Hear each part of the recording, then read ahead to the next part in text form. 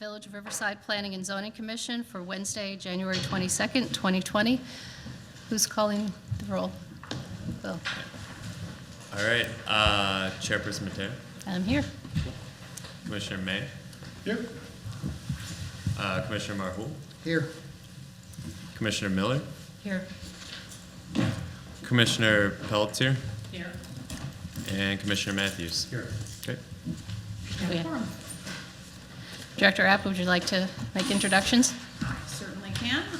This is Will Bowman. He is our new management analyst. So he is working in the Community Development Department, and he will be also a staff liaison to the Planning and Zoning Commission. So I'd like to welcome Will. He is working on his master's in planning. Is there anything else you want to share? Happy to be here and looking forward to meeting all of you and working with you. Welcome. Thanks. Okay. Next up is approval of the minutes for the Planning and Zoning Commission regular meeting and public hearing minutes of December 16th, 2019. Do I have a motion? Motion. Second? Second. Any edits? I gave Director App one already. It was just a typo. Any discussion? All in favor? Aye. Any opposed? Any abstentions? I could abstain since I wasn't here, but I don't know if that's necessary. Because Michael says, I watched most of the meeting, and I looked at the minutes, and I just noted one or two typos. Thank you. Village liaison report? Oh, sorry, I skipped over visitors, petitions, citizen requests and communications. Anybody who wants to speak on anything that's not on the agenda? All right. Trustee Pollack? The gravel driveways is being remanded back to Planning and Zoning Commission. Do you want to speak briefly on that? Somebody tell you what more did. At the last meeting, the village board reviewed the text amendment that we recommended to them, and there was some concern about permeability, possibly using other materials or providing a greater list of materials that can be used for a driveway, specifically allowing pea gravel driveways for anybody, not just local landmarks. So since that wasn't something that was really part of the discussion, Attorney Mars recommended that should be, and Trustee Pollack, that should probably be remanded back to the Planning and Zoning Commission so that you can provide an opinion on that part of it. The other part is there was some question as to how accurate our count was of existing gravel driveways in town. So it was asked for staff to resurvey the village and make sure we had an accurate count of all the gravel driveways in town. So we will be working on that and hopefully have an updated list for you. And you guys will be discussing this at your February meeting. They also tabled the Berry Point driveway variances to the second meeting in March to allow for the remand on the gravel driveways to kind of go through you guys again and back to the village board. So I think it's assumed that both the text amendment and the gravel driveways will be discussed on, would that be March 16th? And if you guys aren't ready for it at that point, we're not ready with a recommendation, they're ready to table the items again to April if needed. So we would have a first discussion and a public hearing on February 26th? I don't know that it would need to be a public hearing. Yeah, it's still kind of continued on, so it's remanded to you. We don't need a public hearing to be renoticed or anything. Okay. And I would add, just generally, the board seemed, in general agreement from what I could tell with what the Plan Commission had recommended on the other matters. And then Director Bailey gave an update on the ad hoc committee regarding driveways and garages. Do you want to briefly comment on that? Yes. So there are several items that they have discussed and made a recommendation on, that they concurred with staff on some items. There were some items that they felt they needed some more information on, or to discuss a little bit more based on some of the other items like the garage setback and some of those other items. So they seem to be in agreement about measuring the facade and about creating separate definitions for the driveway aprons from a driveway and doing some of those kind of cleanup items, but there's still some discussion yet to be had. I believe they are hoping to meet sometime in the next couple of weeks, and then kind of hammer out the rest of them and have their full recommendations on the different items to the village board. And then from there, we will await what the village board's direction is for this commission to address those recommendations. So I will have more details hopefully next month. Thank you. Any questions? Okay. Next up is new business, a pre-hearing discussion of proposed Ames Elementary School addition at 86 South Coat Road and other related zoning items. Director Att.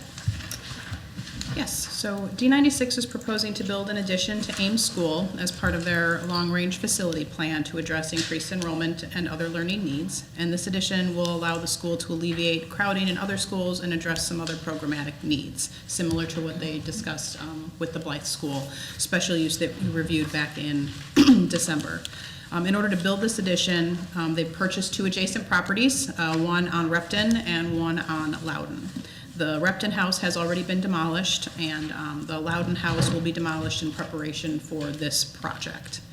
The properties that they own are zoned R1A, single family, and the surrounding areas are also all zoned R1A. They've submitted their zoning applications, and they do require some significant zoning relief for this project. So they are going to need an expansion of the special use, similar to what they needed for Blythe Park School. As you know, schools are considered a special use. Doing an addition is an increase in the intensity of the use, and therefore does require special use approval for the expansion of the special use. Additionally, they're going to need several variations for this addition. From building setbacks, building coverage, impervious surface, parking lot setbacks, drive aisle width requirements, parking lot landscape requirements, location of their dumpster enclosure, and a fence height variation. So those are kind of the major zoning issues that are related to this particular project.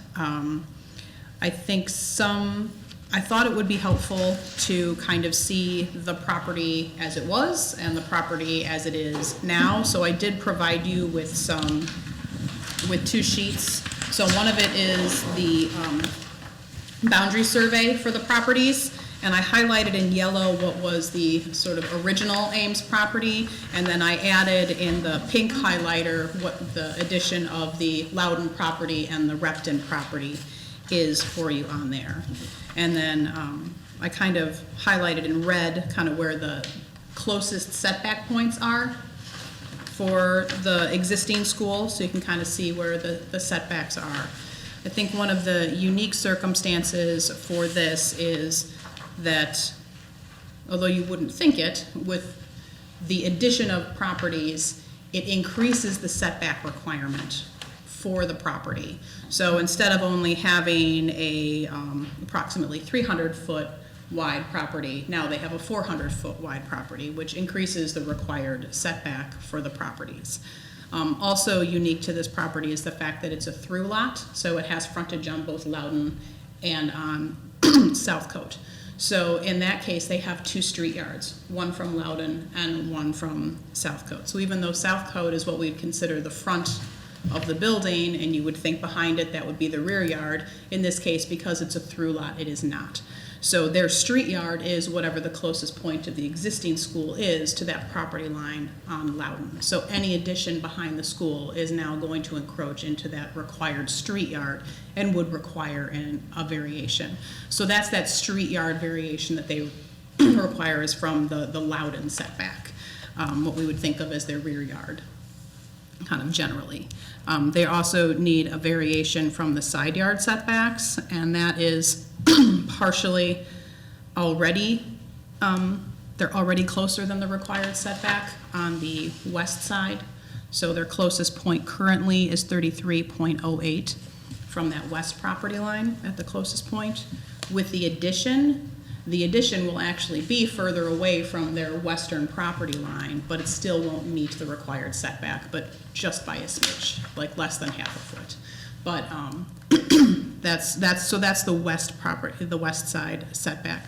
On the east side, you can see in the site plan The addition is coming in, and from the east side property line, from what is now the Loudon property, they're only going to be set back 33.21 feet from that corner. So that will be encroaching into the required setback as well, of 39.9 feet, I believe. So we've got those setback encroachments that are happening there for the addition itself. But it's not necessarily any closer to any property lines than the existing building is. It's just also not going to meet the required setback. So that's kind of a walk through the setback variations. They also require a variation from their building coverage. They are slightly over with the addition, getting it just over 30% building coverage, and then additionally, they need a variation from their impervious surface coverage. They are, with the addition, going to be at about 68% for lot coverage for impervious surface. So that's exceeding the maximum 50% that is allowed by code.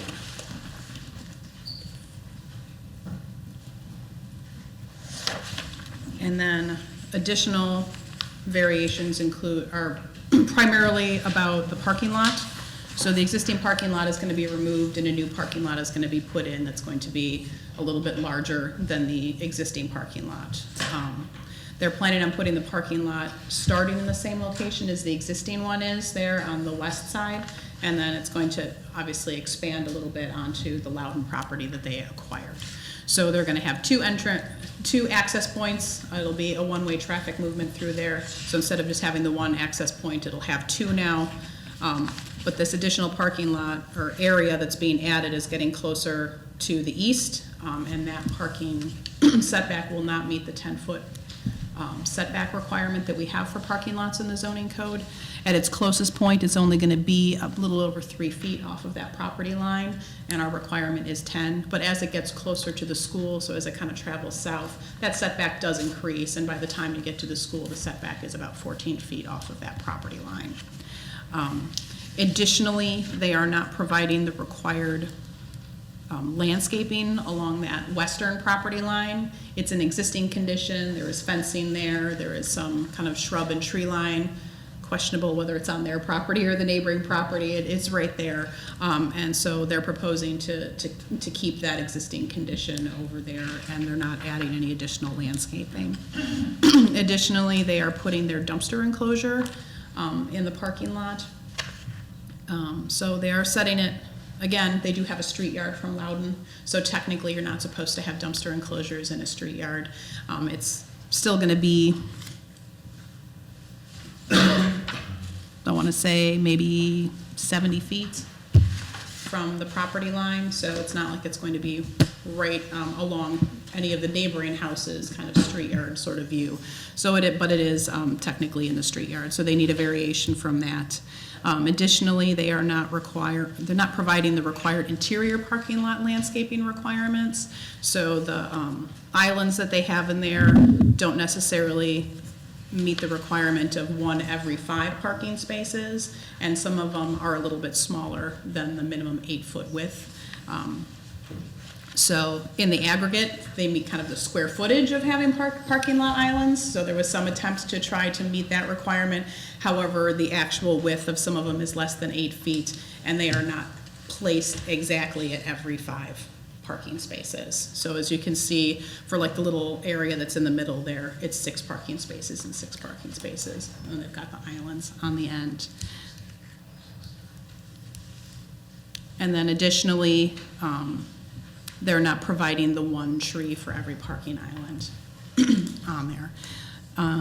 The other variation is related to the drive aisle width, and that's for the drive aisle that's coming in from Southcote that leads into the parking lot in the back. That's an existing drive aisle, and it is only 16 feet wide. In order to maintain the parking there, it's a one-way movement, so it'll continue to be 16 feet wide, and then as it comes around the back and comes into the new parking lot in the back, it starts to widen up. And all of the parking lot in that back area that's accessed off of Loudon does have 18-foot wide drive aisles as required by the code. And then I think last but not least, we have the fence variation. They are going to be fencing off the play areas that are going to be on the east side of the school. And those fence and the piers are going to be slightly over 4 feet. So once it's mounted and has a little bit of clearance above the grade, it looks like the overall height could be up to about 4.5 feet. And our maximum height in the side yard area is a 4-foot fence. So I think that kind of outlines all the different zoning issues with it, and then with the school district's consultants are here and can kind of walk through the project as a whole if you want them to, or answer any questions or specific concerns you might have regarding the project. But staff and the village attorney kind of wanted to bring the commission kind of up to date, since there's a lot of moving pieces with this particular project, and be able to get your feedback and if there's any additional information that you want related to this before we go into the public hearing next month. So since we haven't seen the application yet, will there be a separate application for each variation explaining the hardship, or? I think there will be separate responses, like the findings of fact, for each of the variances, but the main application page with the, the list of all the variations and who the applicant is will just be on one application. Right, so they don't have to fill out who the petitioner is and all that kind of front stuff over and over, but they do need to address each variation as per the standards. and So how we'll the get standards are different met. hardships and Yes. practical difficulties for each variation request? Yes. Exactly. Okay. And before we get into it, I need to recuse myself any Further from the discussion? discussion of. yes, even at this preliminary stage, it's appropriate, and just for the benefit of anyone watching at home, Commissioner Marhol is also a School board member. School of board District member. 96. I have 2 students at this school. Does that mean? No, as long as you feel you can be fair and impartial, you're in Okay. a different situation than he is. Fair enough.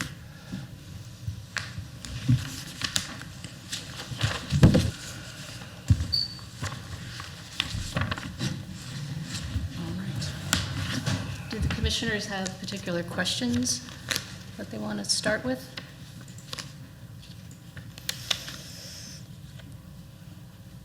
We have a room full of people ready to try to answer them. Well, I mean, I have I guess, I mean, just so you know, what I'm struggling with is between kind of idle curiosity and what it's going to look like, and, the zoning commission hat. So if you just indulge me for one question to maybe get the ball rolling. You mentioned the fence variance around the playground. Is there some type of code that requires playgrounds be fenced? And I just ask because occasionally I drive down 31st Street and see some of the schools over there with their playgrounds fenced off, and it just kind of, now granted that's a chain link fence and it kind of looks like Statesville Penitentiary. This would be, I presume, a wrought iron fence that would be a little nicer looking. But is that a requirement, or is this just aesthetics and I suppose some level of safety, although 4.5 feet isn't particularly, going to keep a lot out, and I assume it's not big bollards to keep cars out either. So, and this is just curiosity more than anything. Primarily safety. Can you go to, if anybody speaks, please go to the podium so that you'll be recorded on the video and people can hear you. Thank you. I'm Ryan Kelly with DLA Architects. So it's primarily safety. There isn't a particular code, Sonya could probably speak to it more directly as far as a local ordinance. But from our standpoint, it was a safety issue. And it would be a steel fence, but it would look like wrought iron. So it'd be something that would look sort of historic, but definitely not chain link. Okay. So, Since you're up there, can you Yes. tell us exactly where the fence is going to be? Sure. The wrought iron one, maybe also on the diagram? Oh, I right. can. So this is the existing school. The new addition is here. The fence, well, the playground area would be here. So the fence would start here, work around the perimeter, all the way back, and it would end here and return back to the school. So effectively enclosing this whole area for privacy for the neighbors, and then obviously for safety for the children as well. Okay. And that would be the open 4-foot wrought iron Correct. fence? Okay. Indulge me for a moment.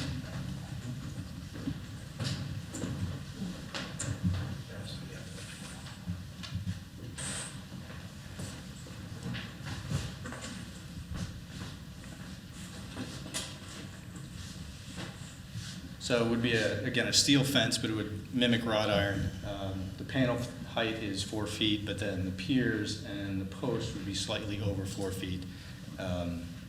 So that was basically the design that we looked at, something that would be historic, kind of give some reference to the neighborhood, but still offer safety and privacy.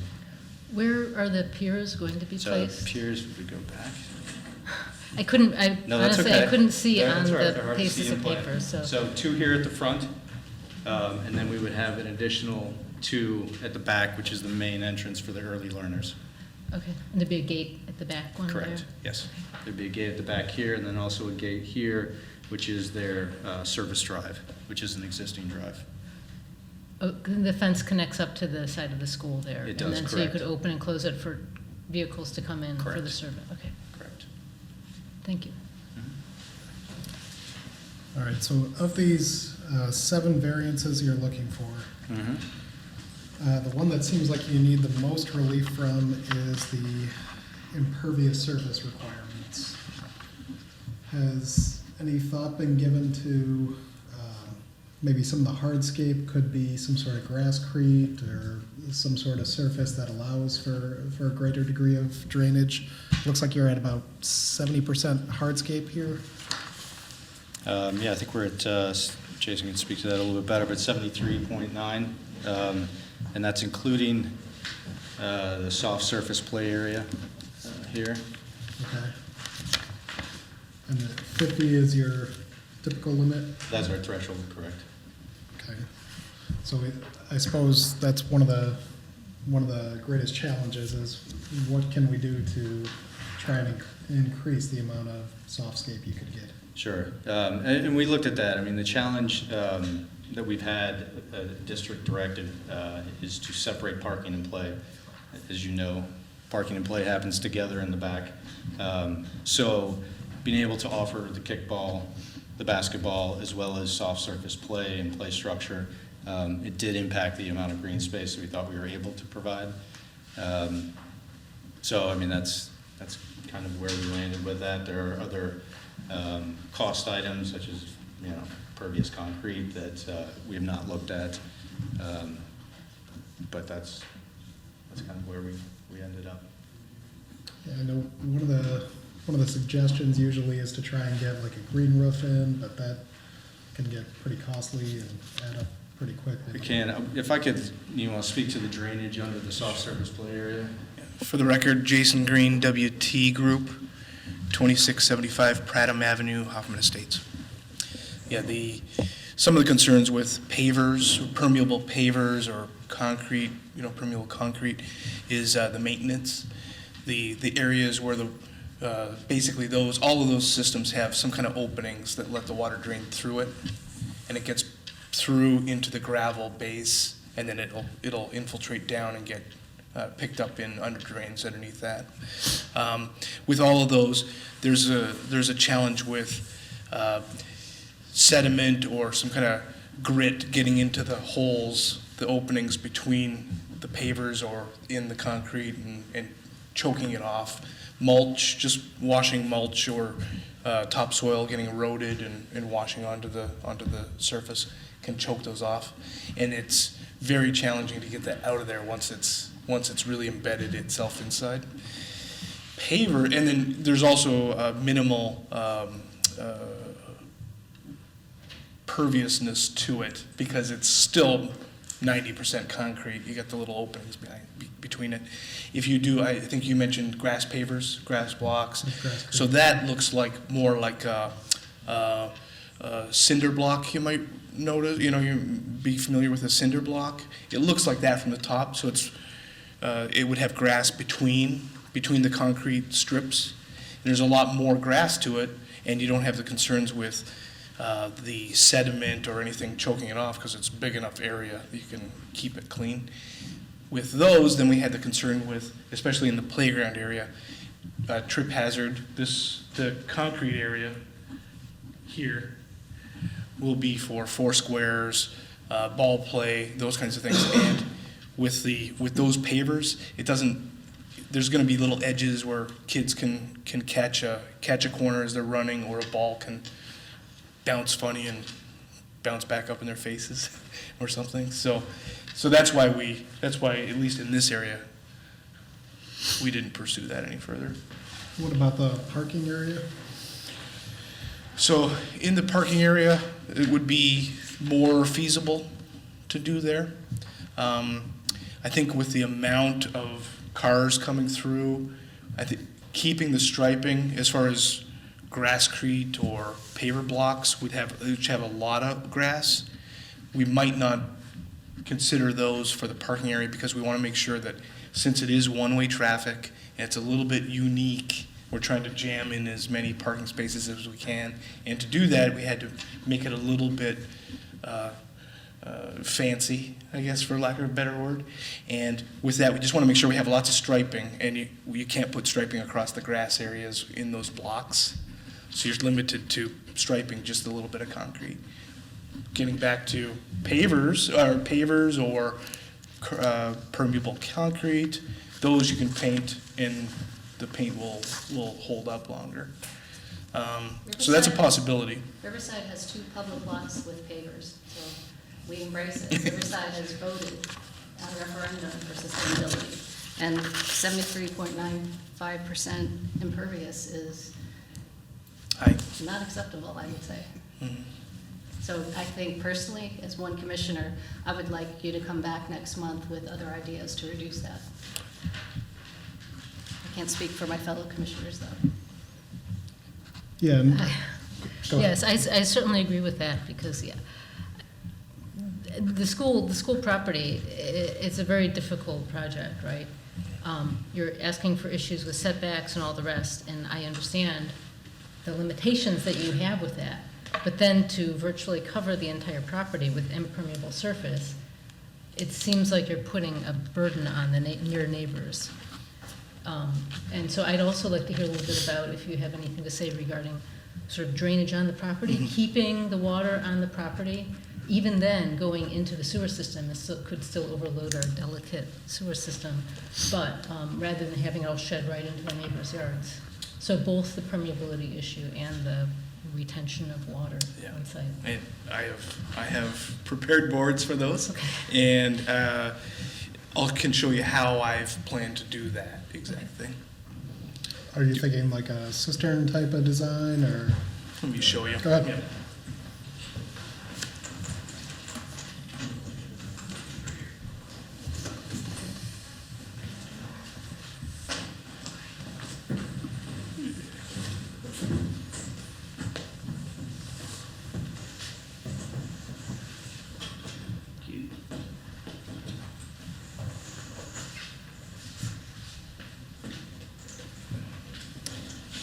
This is the existing conditions plan, just drainage plan.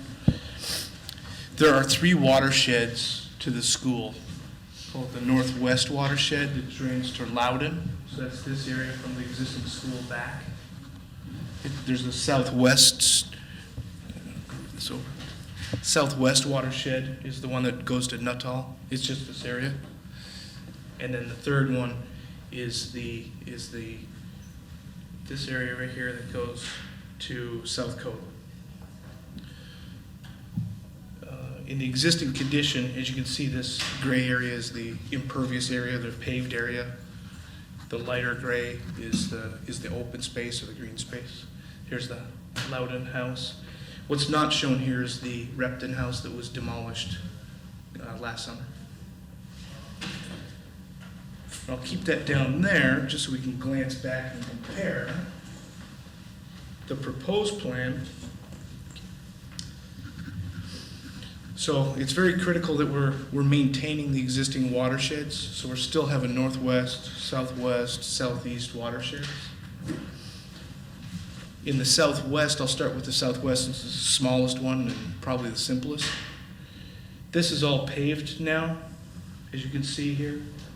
And we're proposing a very large landscape island.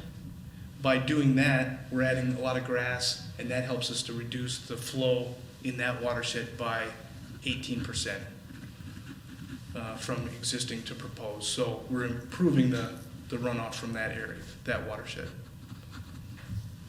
In the northwest watershed, we're proposing a gravel pit, as you can see here, delineated with this little hatch. And that, all the storm sewers will be routed into that, and that will behave like a permeable pavement. It's got the water drains into it. The water sits in there, and so it promotes infiltration. When the water flows through the stones, around the stones, it gets cleaned up. So it cleans the water quality, and then also it holds just over 3,500 cubic feet of storm water, and then it slowly releases that back into the storm sewer in Loudon Street, or Loudon Road, so that we can ensure that we're not increasing the flow that's going off in that watershed. We're slightly reducing the flow in this condition, in this area.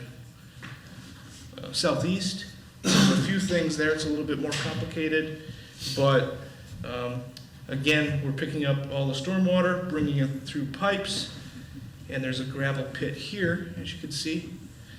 It's a little bit smaller, but it's deeper, and by routing the water through that and slowing it and cleaning it, we're able to reduce the flow in this watershed by just under 13%. So it's a 13% reduction in the flow in that watershed.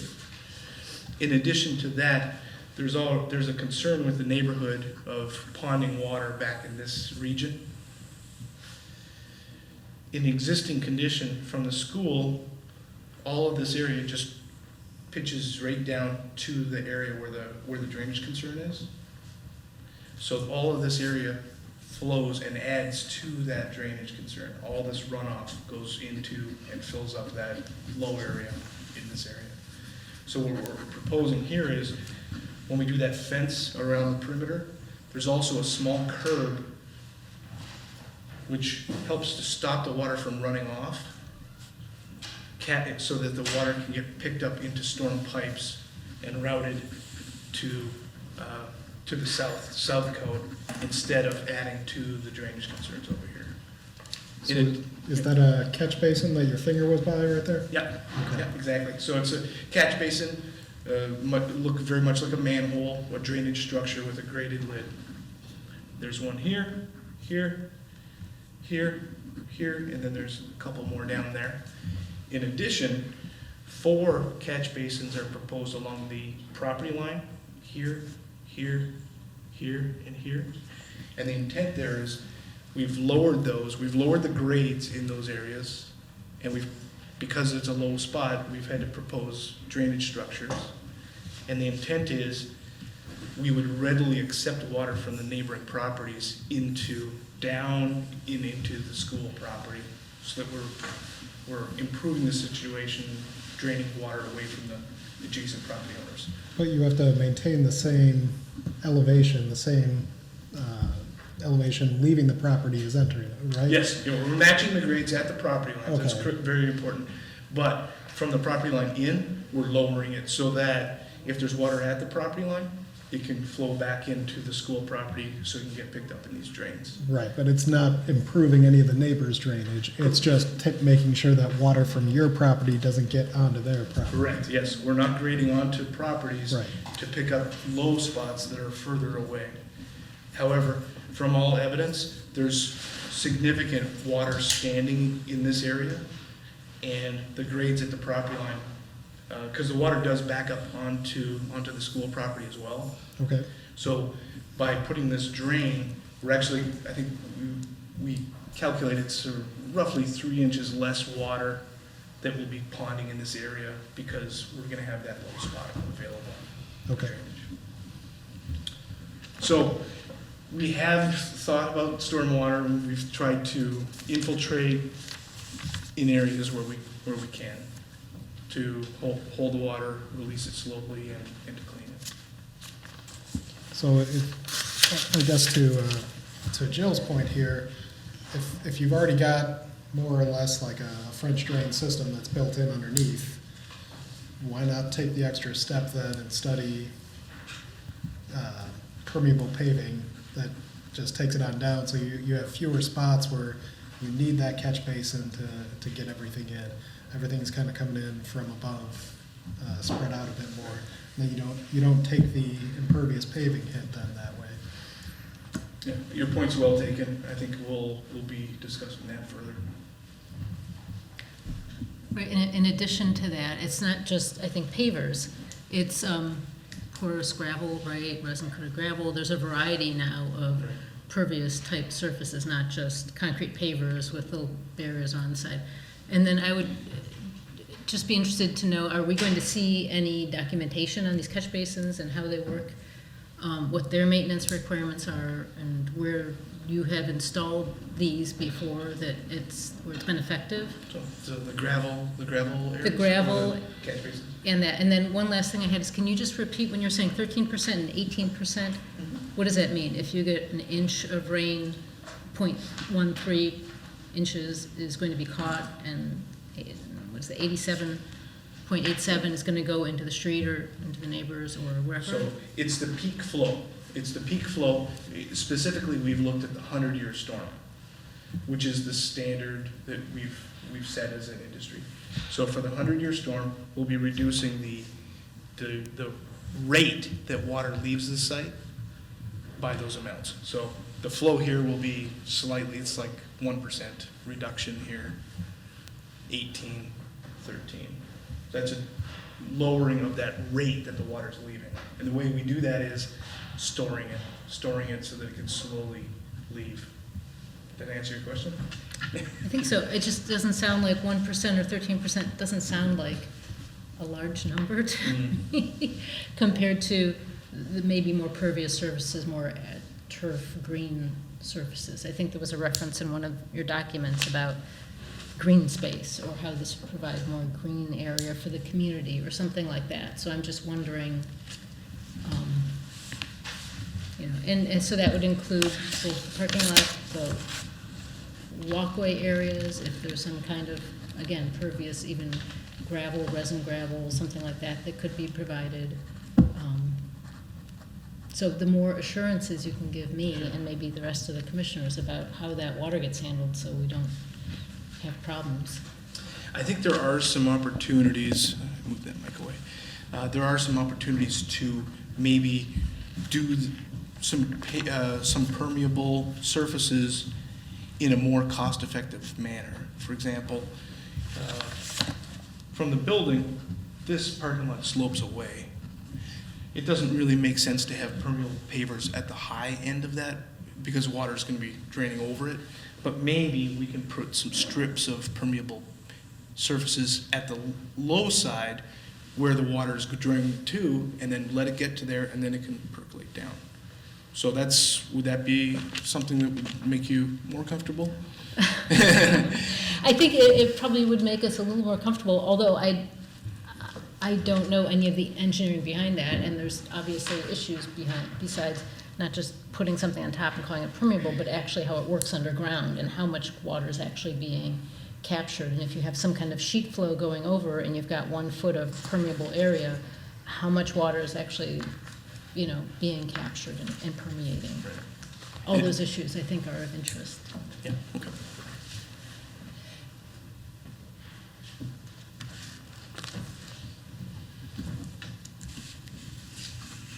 Director Epp, have we received the village engineer's report yet?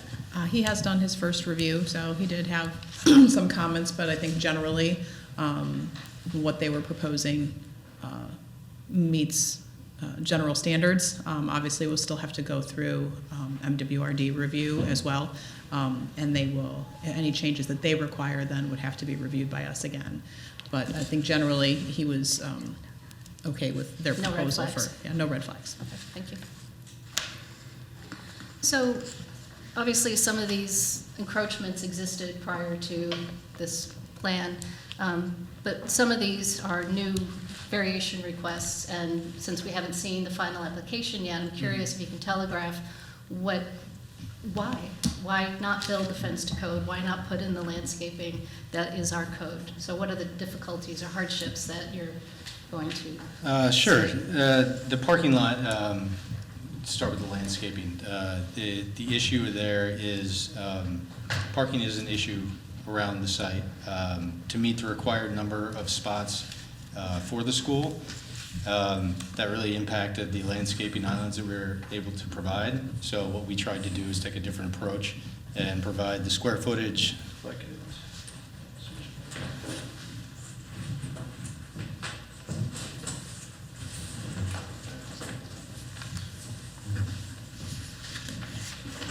So what we tried to do is provide and exceed the square footage that is required by the number of islands for the number of parking spaces that we have, and do that by providing 2 new interior islands and then additional green space in areas around the parking lot. So that one would be the parking and landscape variation. The encroachment, we're on a constrained site, so with our sort of directive to separate parking from play, what we chose to do was to maximize that site and to look at the existing condition on the west side of the site and kind of match that on the east side of the site. So that's the reason for the encroachment there. It allows us to have a reasonable distance from the school to the property line, but obviously the playground and the parking lot impacts that negatively.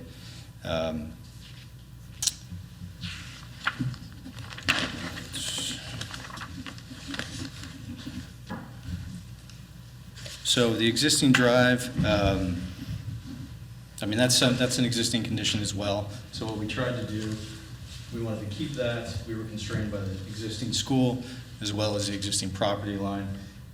So we kept that at 16 feet. We widened it at 17 feet to meet the new parking lot, and all of those drive aisles are 18 feet as, per code.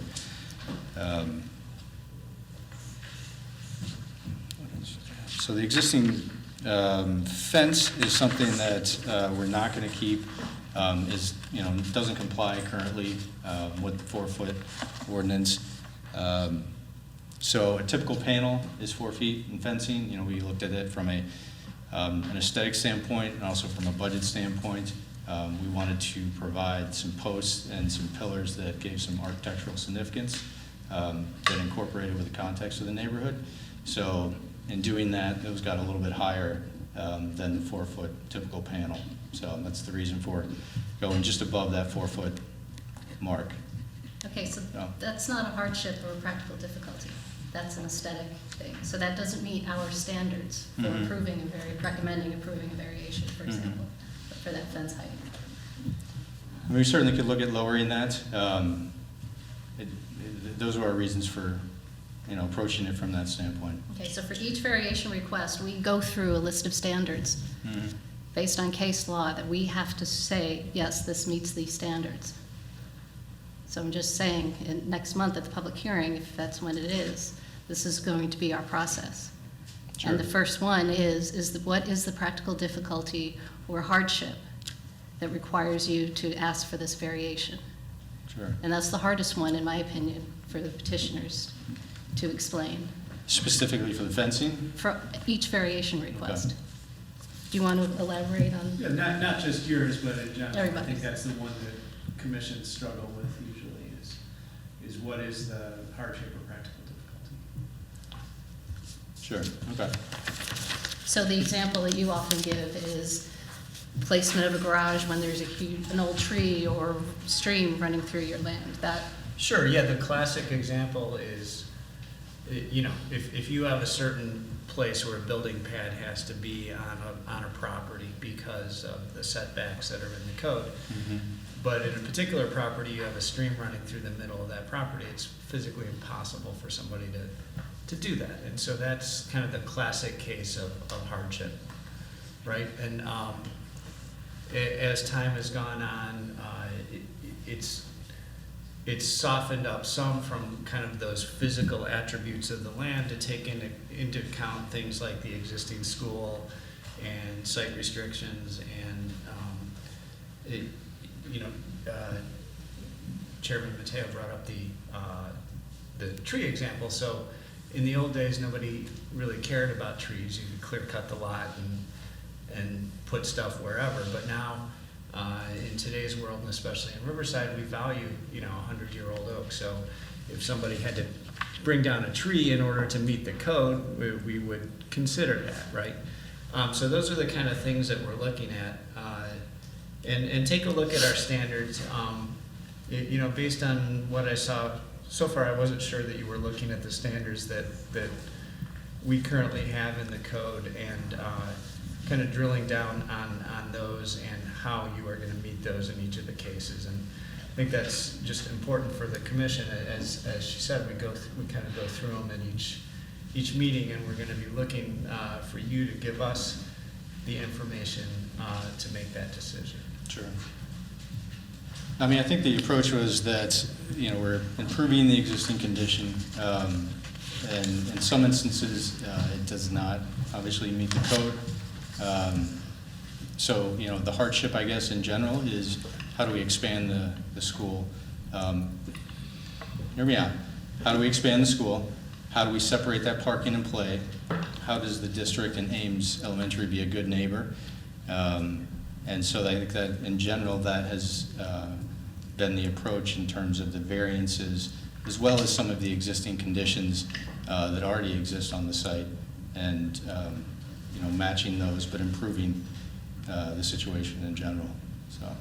Those are all great points, and I enjoyed what you read, but again, we have to follow standards set forward by case law. So Sure. Hopefully you can work with Director Apt and find ways to come up with hardships or difficulties for each of the variation requests. Okay. You do that. Other thoughts, questions? Just to point out too that a hardship, financial difficulty is not a sufficient hardship, I don't believe. So when you're talking about the maintenance or, you know, the cost, that's not really considered a hardship. So one It's thing- specifically not one. Specifically is not, yes. So you purchased property in order to expand the school and the playground, but it doesn't seem like you considered purchasing property to satisfy the zoning ordinance. I'm not quite following. Well, you're kind of shoehorning this development into a certain amount of property. It seems like at least even the impervious could be solved with more property that is not paved or doesn't have a building on it.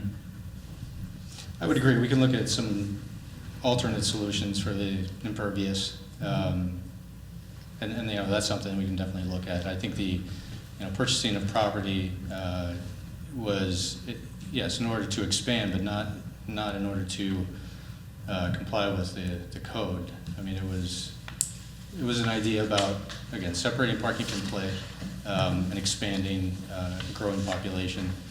So working within the special use in the R1A district, obviously all of these, any expansion would have been, you know, a variation. So that's why we tried to address each one by one. Also in terms of the standards. Can you discuss a little bit regarding the parking lot? Director Apt did provide us with a plot of what the property looks like now, but there's nothing in the back regarding where the cars park now and where the kids play. Sure. So in the new plan, there's a lot of spaces marked and striped and all the rest. Presumably, there's still a lot of cars that park in the existing lot. How do the kids play around the cars? And how do those, I mean, are there going to be more cars, are certain cars moved out now during the day so kids can play, or how does that work? So the way that works, and I was going to say, it's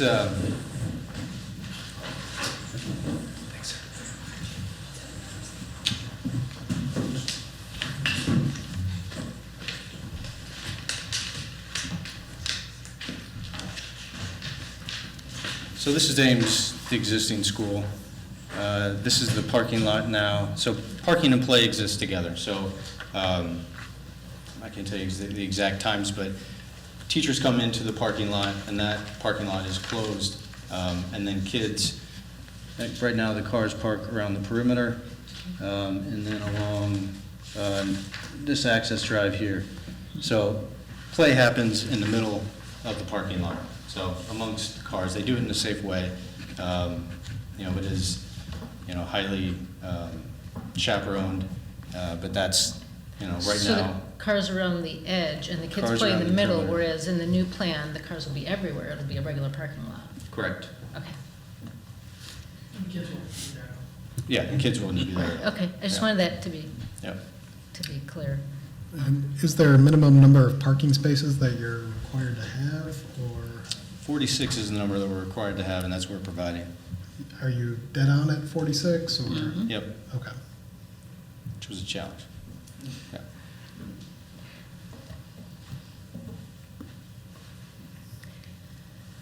If you were, when I was looking at the new plan, on the west side, when you come off of Nuttall Road, Mhm. on that driveway, and then you make that turn, that all is existing now, basically, the way that turn is and how tight that is.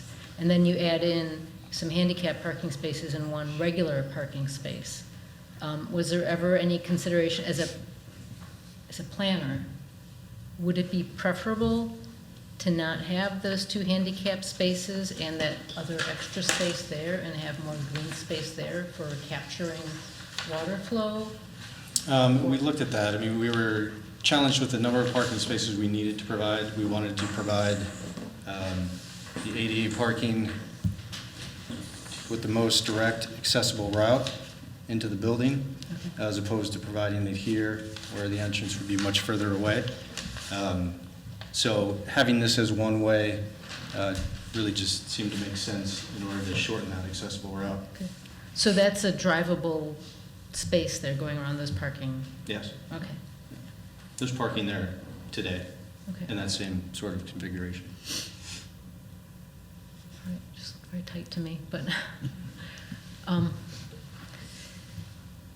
And one of the items that you're looking for relief on is the parking lot landscaping. You had said that you're not doing trees at the grass islands. Is there a specific reason for? We are doing a shade tree on each of the islands that we're providing. The issue is that we would need to provide by the code 4 islands, which would be 4 trees. We're providing 2 islands and 2 trees. I see, okay. So we have a landscaping plan.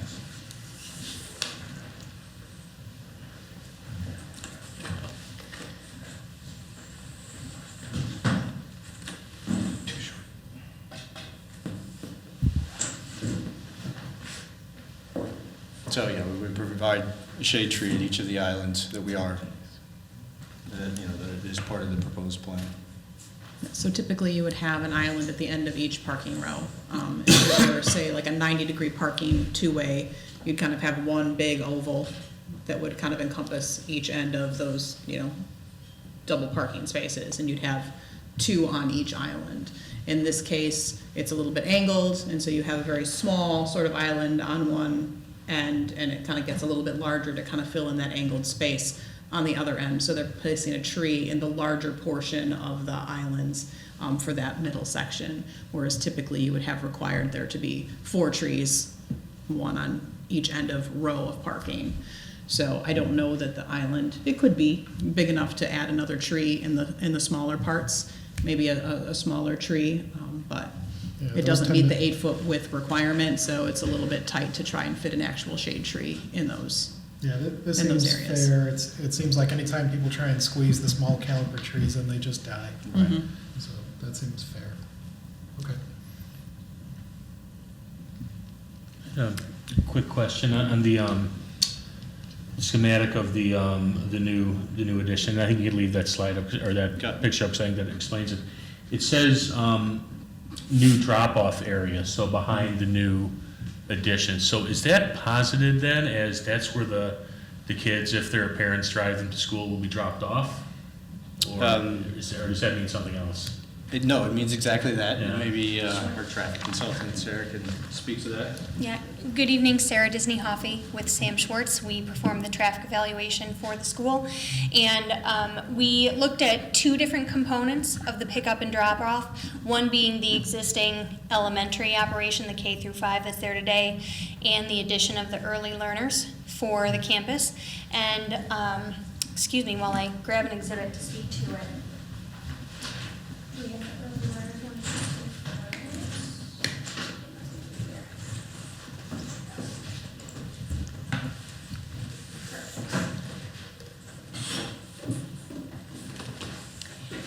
In the transportation evaluation we prepared and submitted to the village for review, we prepared this schematic of our recommended circulation for the early learners pickup and drop off. This is based on our observations of current early learners pickup and drop off at Blythe Park. In that observation, we observed that at the 2-session AM and PM drop off in the morning, pick up after the session is over, the maximum number of queued vehicles we saw at one time was 10. That's typically one of the metrics we look at when we're evaluating schools, is the maximum number of vehicles queued at one time, so that in circumstances where we're putting pickup and drop off internal to the campus, we're guarding against spillback of vehicles onto adjacent streets. And that's particularly important in Riverside because the streets are narrow, which is fantastic for safety and management of speed, but when you have a row of cars backed up onto the street, it makes your two-way street into a one-way street. So in this configuration, we are suggesting that the early learner parents enter via the access on Nuttall, which is one-way inbound, as was presented earlier, and circulate to that drop-off area and pick up in those spaces that are at the rear of the school. The amount of stacking that's provided there is about 300 feet. We can fit roughly 15 vehicles there, which is more than we saw stacking up at Blythe Park, and then subsequently depart and can head on their way via Loudon. As for the buses that currently serve those students, we saw mostly one, in one circumstance, 2 buses serving those students, and so we recommend that for that pickup drop-off, the buses come up on South Coast to provide that separation and curbside adjacent pickup for the students, which is safest for the students, so they're not walking through any space that could be traversed by a vehicle going directly into that car. Are there any questions on this before I move on to the remainder of the pickup drop-off? I just had a question similar to what I was asking before about that lane coming and then to the left. And I've actually driven down that lane the way it exists now. And then the parents, guardians, whoever would be turning right. Correct. And there's plenty of room for a normal car or even a Yukon or something like that to make that turn? Do you want to speak to the larger vehicle turning maneuver that you have there? That was tested by WT. I'll let him answer your Actually question. tested? Yes. Driven? Okay. With models. In the computers. On the tiny diagram, it just looks very tight, that's all, but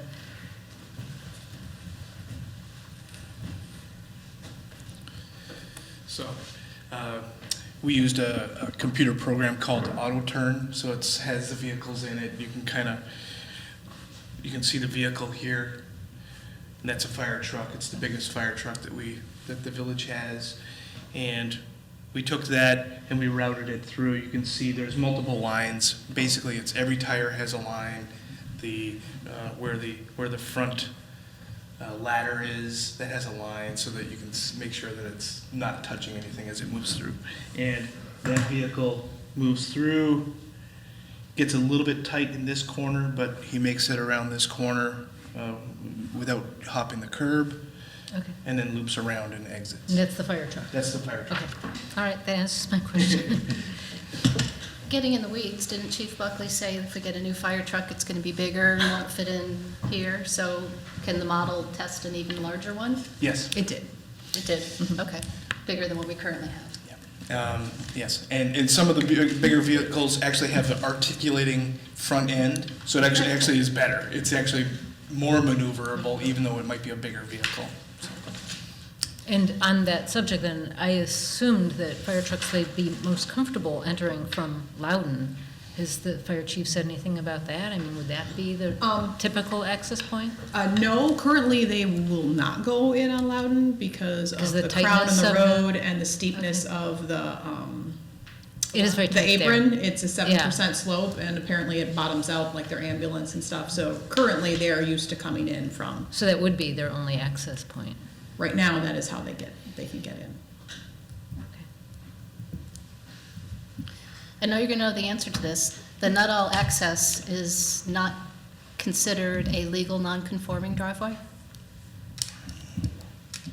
No. Okay.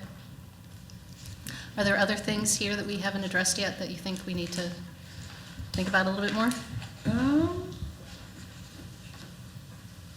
No, I guess, for the landscape plan, one of the things, we talked about the trees. One of the other things I would point out is that they are providing the required landscaping along the eastern property line. So even though they may not be meeting the setback requirement, they are providing the required screening along that parking lot to screen the cars from the adjacent house that's there.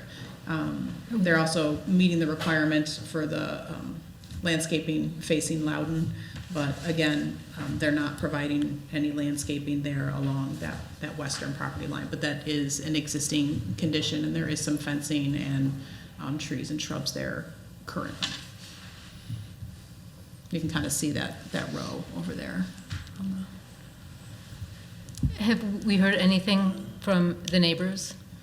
I have only heard from one neighbor, and it's actually the Repton neighbor. I haven't heard from any of the Loudon people, but those might start to trickle in once they actually receive the notification for the public hearing. But I believe the school district has already started reaching out because they are pursuing their demolition permit for the Loudon house. So I would imagine we'll start getting more phone calls as they're getting their notifications for the demolition and the public hearing. So did you hear anything specific from the Repton neighbor? They just wanted to know a little bit more about what was happening where the Repton house was, because that's right where they were. So there was concern about the play area and the fencing and, whether it would be fenced. So he was happy to hear that it was going to be fenced and keeping the kids from coming onto their property. Well, I know this is talking about a fence that would be even taller, but if I was the neighbor, I would be a little bit worried about things like balls and stuff like that going over that fence. So what is typically the case at the schools now, or at this particular school, as far as, that kind of encroachment on the neighbors? And I think I can speak to that. I mean, maybe Martha could speak to it better, but I think it's a typical situation where the ball may go over the fence. We have met with the neighbors, looking to comply with the ordinance. We kind of kept the fence at 4 feet. It's going to be a quantifiable existing condition. So. right, okay. I mean, I could see that as an issue, argument for having a taller fence in that area because of that and the impact on the neighbors. And The fence will also be 6 feet off of the property line, so there is an opportunity for that neighbor if he wants to replace his fence or put in additional landscaping, which he said that might be something that he considers, is putting in some additional landscaping along his property line just to kind of help, like you said, keep balls out of the backyard or the things like Repton that. neighbor. The neighbor said, yeah. But he can only put up a 4-foot fence unless he puts He up may be taller. able to put up a taller fence depending on where his end of his house is. Because of his house, because you can, in the depending on where his backyard, you house can is. put up a taller Exactly. fence. Okay. And similarly here, once they get past that 40-foot mark, they can go up to a 6-foot fence if they want to. Just specifically in that front area, parallel with Southcote / Repton, and then back 40 feet, it has to be the 4 feet. Then after that, they can go up to 6 feet. Can I just turn quickly back to the drop-off issue? I'm touching on not the early learners, but for the regular students. So regular, that sounds pejorative, but just what happens in the morning and the afternoon.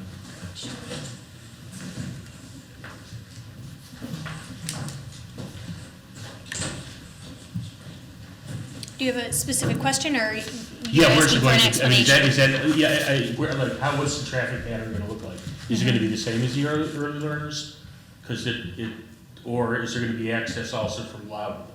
It will be different from the early learners. So as this group likely knows, the current operation for pickup drop-off is according to the traffic safety plan that's posted on the Ames Elementary website, and it involves pickup and drop-off at the front door of the school here.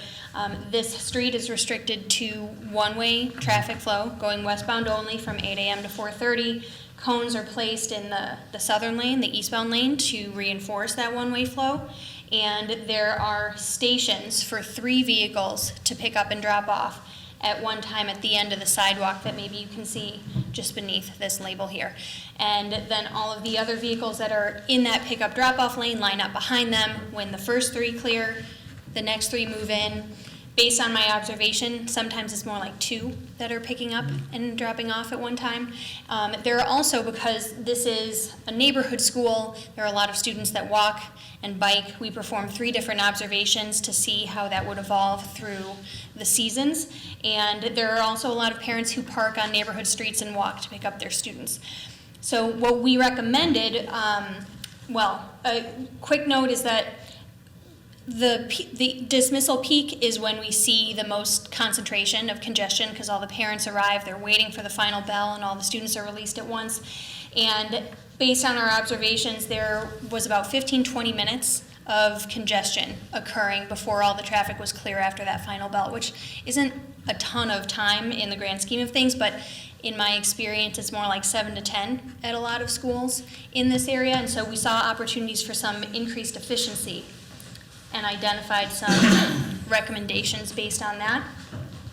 This is just a schematic drawing, and it's been evolving since we did our study, but you can see the picture here that we recommend extending the sidewalk in front of the school to accommodate more vehicles at a time, doing pickup drop-off for that increased efficiency.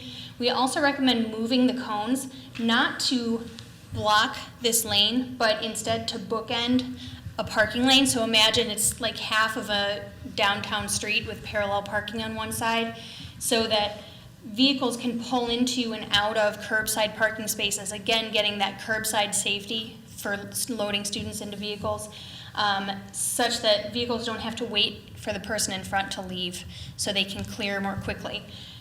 To manage that safely, because there is a merge of 3 streets here, we recommend traffic control personnel at the intersection of South Coat and Repton to look for when a space is available, direct somebody in, manage that merge of traffic flow.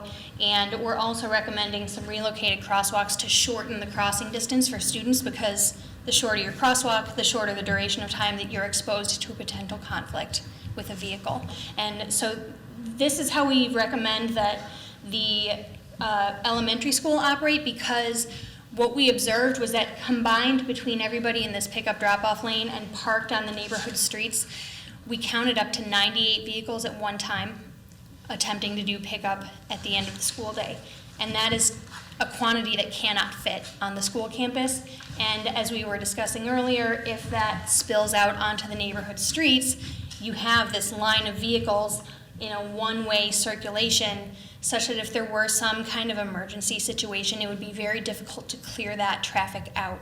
We think that while there may be some inconveniences having vehicles park on neighborhood streets, the duration of that happening is relatively short, and it allows things to operate in what we deem to be a safer manner. Good, that was my only concern, was the concept of hundreds of parents trying to get into the back of the school. And we've all lived through what pickup and drop off is like, and it's ugly, and I don't, so that's, that makes keeping it as it is seems logical. Great. With a couple tweaks. Thank you.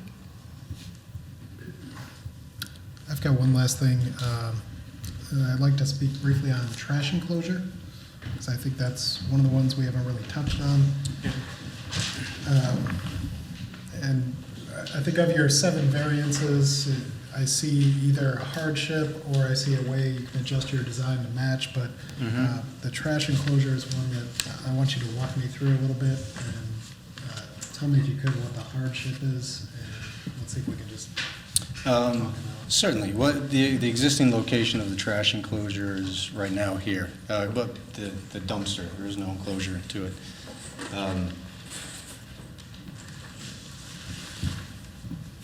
So again, adding any addition to this would be into the street yard, and having access, one, to the dumpster, it means that that dumpster's got to be somewhere within this parking lot. So we looked at a couple of different locations.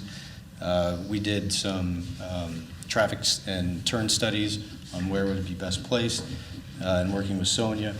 We placed it as close to the school as possible, still allowing the garbage truck to get in, be able to come in. Currently, they roll it around and it dumps it from the front to the back, and then it would come through and exit out again on Loudon Street. So that was the rationale for it. The hardship is figuring out the appropriate place. The other option that was looked at was the existing service drive. The proximity to the playground didn't seem to make sense. And so that was how we studied that and the need for the variation. I think your design is doing the right thing. I think your location is correct. Yeah, so if you left it where it's actually at right now, then the hardship is it's difficult for a truck to service that dumpster. You want to enclose it, you want to keep it more screened off and make it accessible for a trash truck to be able to service Sure. much easier than it currently is. Yeah, at its current location, it would be impossible. Okay. And again, back to the traffic flow, this now becomes a one-way street. Having a garbage truck come up here and being able to access that dumpster is again not feasible. So shipping it to the north made the most sense. Okay, yeah, because it looks like according to the municipal code, you're closer to the street, but it seems like no matter where you're at, you're going to be closer to the street than what you can currently do. Okay. Okay. Cool.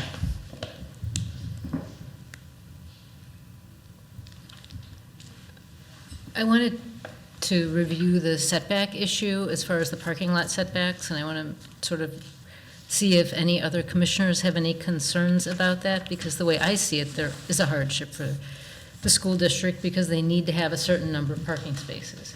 So the fact that there's a narrow landscaped area on the borders of the parking lot makes sense to me, although I couldn't really tell, again, because of the size of the type, exactly what is the landscaping, Sonya, that they can provide in the 3-foot, 4-foot, 5-foot strips?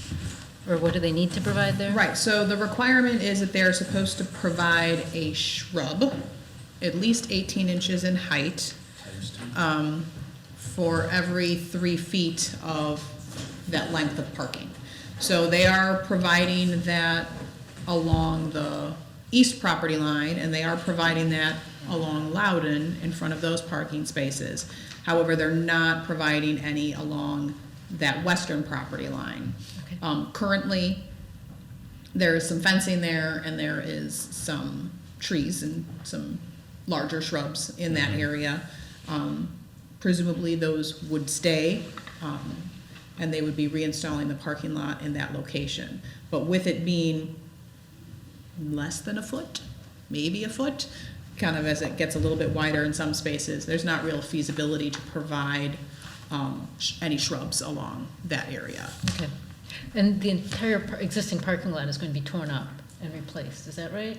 Correct, the asphalt itself. And will there be curbing on the edges of all of the parking lot? There will be curbing on all the edges. I mean, on the property lines? Correct. And it'll Yep. be Yeah, as you can see here. how high? coming 6 around. inches. 6 inches? Okay, all right. My thought regarding the landscaping on the edges was that I know that in our code for landscaping and screening in the B1 and B2 district, there is a 5-foot or 10-foot landscape requirement, but also there's a statement about an opaque wall or fence, so that the car lights don't impose on the neighbors. And it seems to me this is a similar kind of situation. And I don't know if it's my place to suggest this, but as one commissioner, I would not be opposed to that kind of suggestion if it would make it easier for the neighbors to live with the parking lot that's there, again, considering the neighbors. And the other issue with the neighbors I have is, and no one has spoken to me about this, is lighting, because I happen to be looking through the code, and I saw that in a schoolyard, you can have a light on a 60-foot post. And I don't know if there's any plan to try and have limited lighting in the area of the new school. There's going to be a lot of new stuff there, and I would want to hear a little bit about whether there's going to be, you know, bright lights on all night, Sure. sulfur lights, whatever, So or if there there's will going to be be- sensitivity. I can, I'll grab it right there.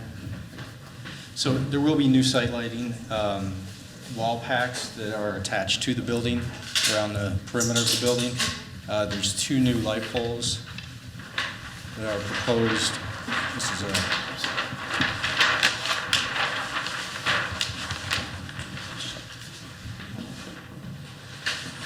Oh, yeah, we could not read that. well, it's going to be diagrammatic from your viewpoint. So, all this to say that the code requires .01 foot candles at the perimeter, and we're complying with that. There'll be 2 new light poles on the island to the very north. There'll be LED. What they do have is a dimming function. So when it's got a motion sensor. So when there isn't movement, it dims down to about 35%. If there's movement, and then it will come up to full brightness, and then dim back down. So that is the extent of the site lighting. So How fairly tall are minimal. those? I'm sorry? Sorry, how tall are those? Those are 14 feet.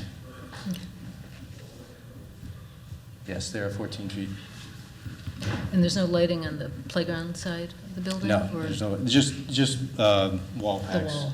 Yeah, building lighting, And those parking lot lights are down? correct. These numbers, which I know nobody can see, they're zeros and .1s. Yeah, Those Okay. are numbers? At the property. Yeah. those are numbers. These are full cutoff so that they're not bleeding onto the neighboring properties? Correct, yeah. Perfect. Much different than the old style lighting, the Yes. LEDs, very sharp cut. Yeah. So my concern with the parking lot screening was just because a lot of the parking, the car lights will be going right into the neighbors' yards, houses even. And so I just want to suggest, as a good neighbor, I would be fine with something like that. And that would lieu take of the place of the landscaping. In lieu of the landscaping. Because of the lack of 5 feet or 10 feet of dense landscaping on the edges. So. But if So- we haven't heard from any neighbors, maybe it's not an issue. I know that the neighbor to the east, there's a 20-foot high, maybe it's not quite 20, but arborvitae screen that is on his property, his property. So that does offer some screening to the east, and then we'd be providing additional shade trees and shrubs as well. The west side of the lot, the trees that are currently there, are Mhm. they on the school property or the neighbor's property? The neighbor's property. The fence is on the property line, so the trees are on the neighbor's property. So is the fence staying or is it being replaced? The fence is staying on the west side. Is it solid or Yeah. chain link? The or- chain link, yep. And then there's a wood fence there further up, or am I thinking of the wrong? There may be a small section of There's a small wood section of fence, wood yeah, fence. further up toward Loudon. Yeah. But most of it's continuous chain link Okay. as it comes down and around the school.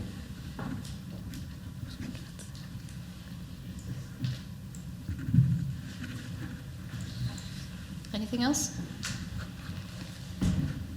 Until next we meet? I guess I would really like to hear more about the whole impervious issue and exactly how the underground system works, and does it need to be maintained? Does that gravel get filled with stuff? At some point, will it lose its water retention capability? And then when it says soft surface for the playground, what does that mean? Because it is interesting, on the one sheet, it said 68%, but then on one of your pieces of paper, it said the soft surface, because of that, would not be permeable, I guess, would boost it to 73%. I think the difference in those two numbers, soft surface would be either a turf or poured rubber. I think in original conversations, soft surface was interpreted as turf to be grass, and it would definitely not be that.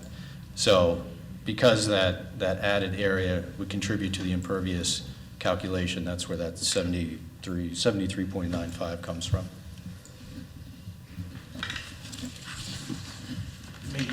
Maintenance of the permeable Right, yes. stone. I mean, sort of, I've heard in the past that French drains often get filled up, but maybe those are open French drains. I don't know. So we're doing this on almost every project now. Yeah, so we've developed a detail that works very well.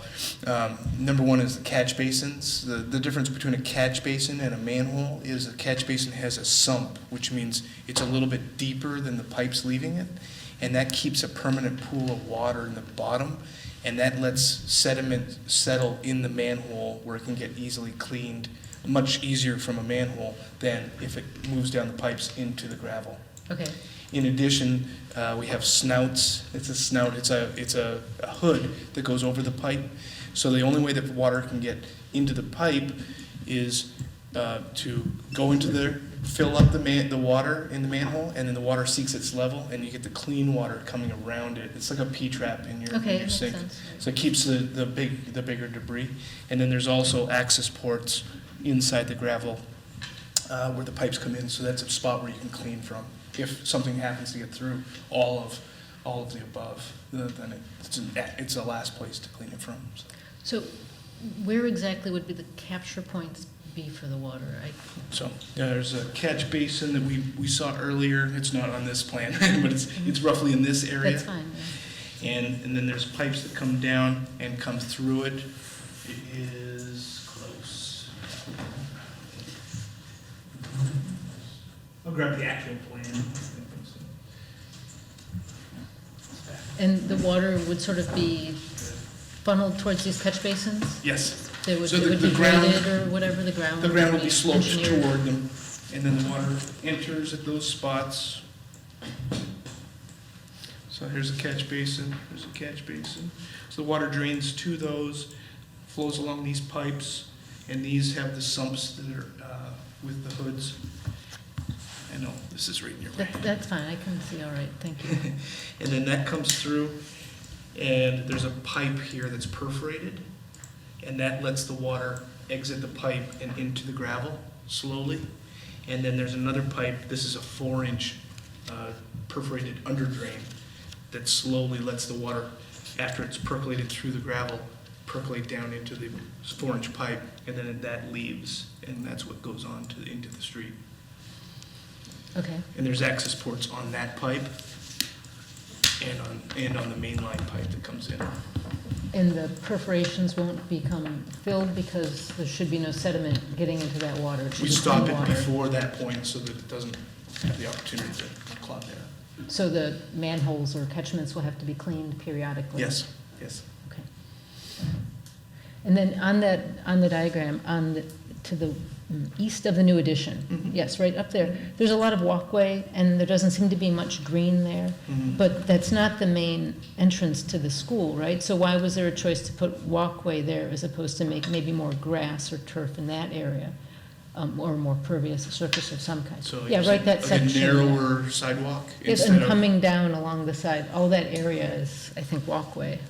Is that this area right here is the primary entrance for early learners.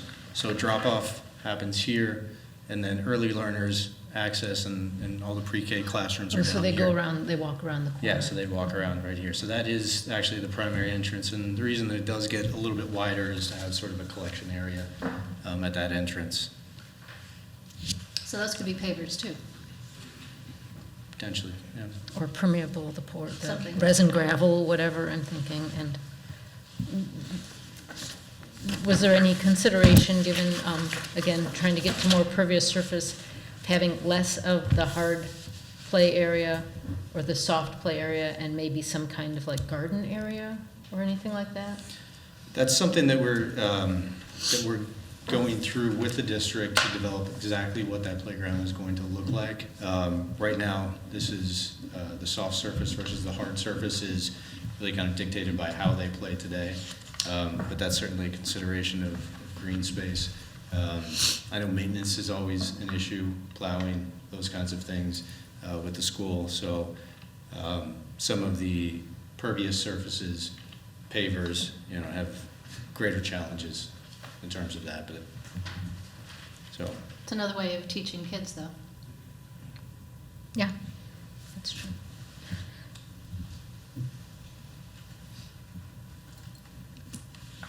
So I think one of you said that the water from the school building itself that's captured in the school building, the downspouts, that will go into the underground gravel areas also? So the roof drains will get piped out of the northwest face of the building, and that drains into this gravel basin. And in a 100-year event, you said that you have some figures on how much of the water would be retained on site in a 100-year event, or something we've actually had in Riverside in the last 10 years? Sure. And the rainfall has been, I know it's an old joke that a 100-year rainfall happens every 5 years. I've heard that one before. But they did just change the rainfall January 1st, and the rainfall did go up. It was increased significantly. So that's the rainfall that we're using. And then, so the volume of this gravel is 3,600 cubic feet of storage. That's the water that's getting stored temporarily. It gets stored and then it slowly releases through that 4-inch under drain. Okay. And how many cubic feet of rain would typically fall on the, school roof or on the property in that same rain event? Right. I have to do calculations on it. Yeah. Well, you had some I'll percentages bring that before. back next Okay, yeah, time. I think we'd all be interested. I mean, I would be interested in hearing those issues, the data. Believe it or about not, the I'll be rainfall very from- interested to run these calculations.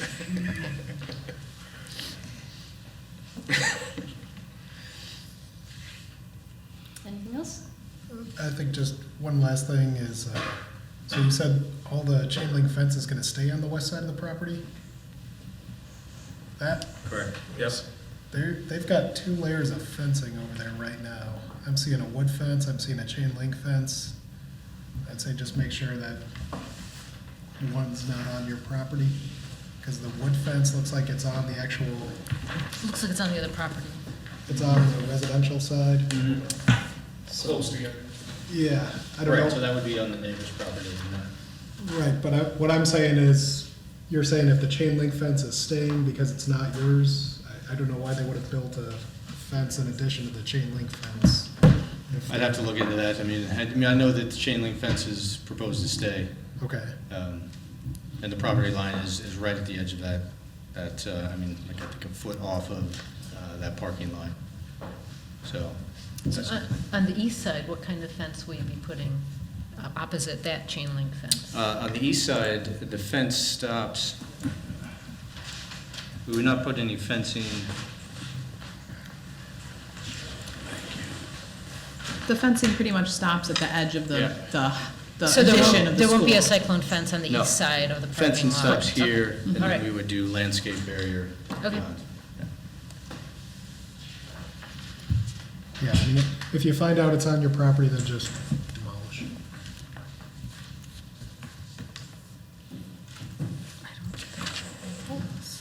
Thank you. Thank you. Thank you so much. I'm glad we did this. Yes. It's fun to not be the architect getting grants, so I enjoy sitting on this side. Thank you. Moving on to old business, a continued discussion of the planned unit developments and recommendations to staff and the village board. Is that you or Attorney Morrison?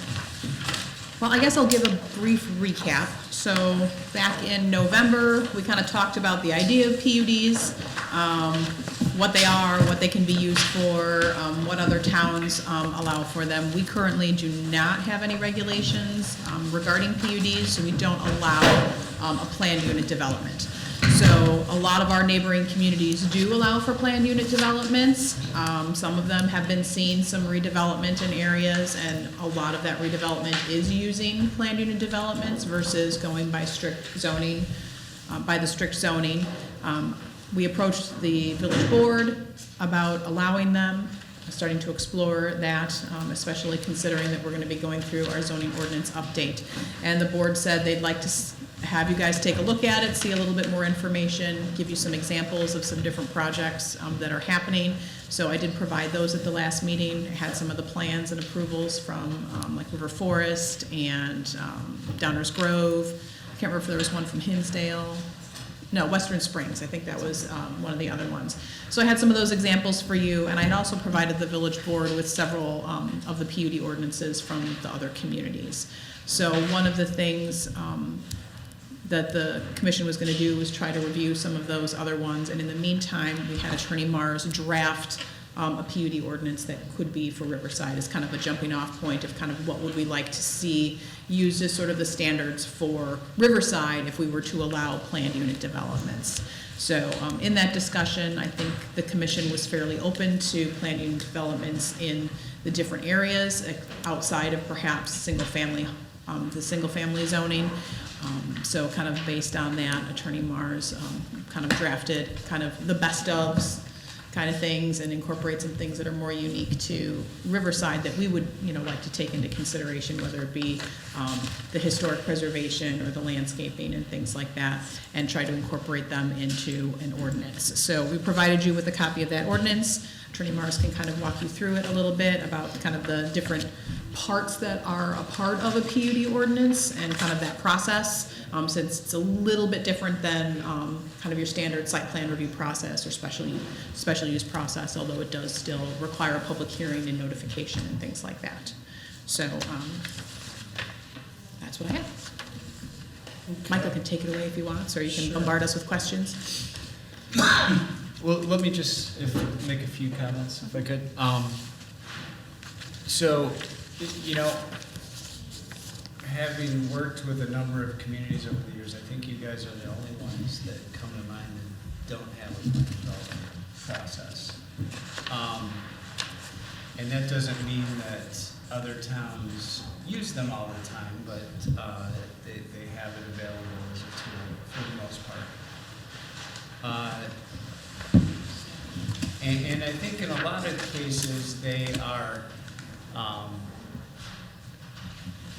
maybe most geared towards bigger development. So for instance, we did one in Hinsdale last year that was like a 25-acre age-restricted new subdivision, and so it's great in something like that because you're just able to have all this flexibility and kind of work out something that works for the developer and the community, and that's the best part of it. It really provides everybody with a lot of flexibility.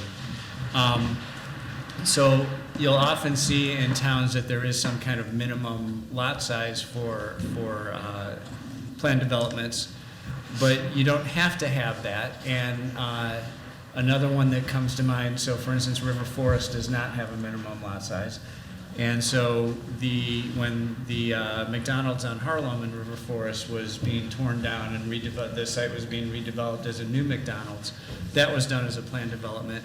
And again, I felt that provided a lot of flexibility to both sides to come up with something that, addressed concerns of neighbors as to noise and sound and orientation and how the drive-throughs were going to work, and worked for McDonald's as well. So you end up with a product that works well for everybody.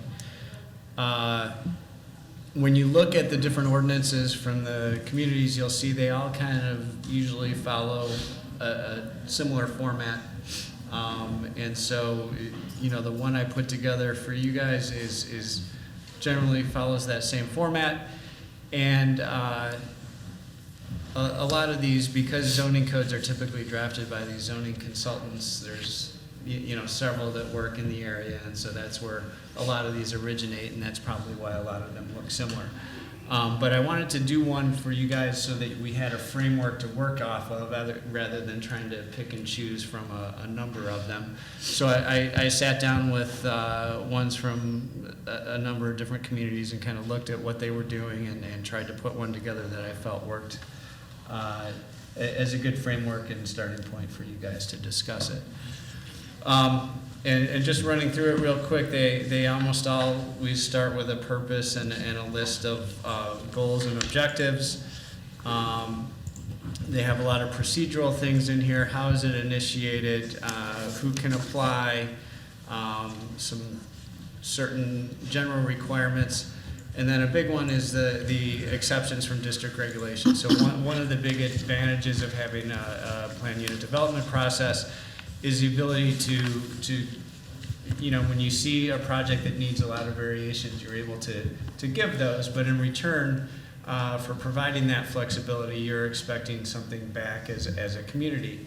And so just using the school district as an example, I was thinking about that when they're talking about, well, we need these 7 variations or whatever, and in return, you guys are saying, well, we would like to see more impervious surface used and maybe addressing, helping to address the water runoff for neighbors and what Jacqueline was talking about in terms of preventing light from cars going onto neighbors, the aesthetics of the fencing. What kind of public amenities are you providing us back as an applicant? So if that were a planned development, we could all kind of work together and we wouldn't have to worry about things like hardship when it comes to the fence, because we may like that fence. We like how it looks. If everyone agrees that this is the best fence for the community, then we've got that flexibility to just kind of provide these exceptions as part of this overall process. And the reason that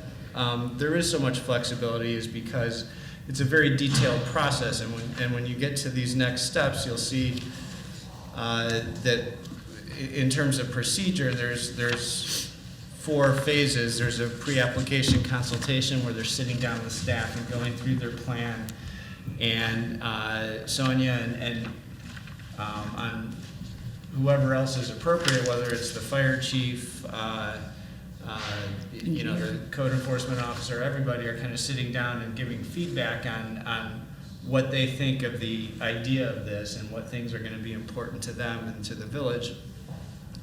That helps the applicant kind of form their idea, gives staff an idea of where things are going.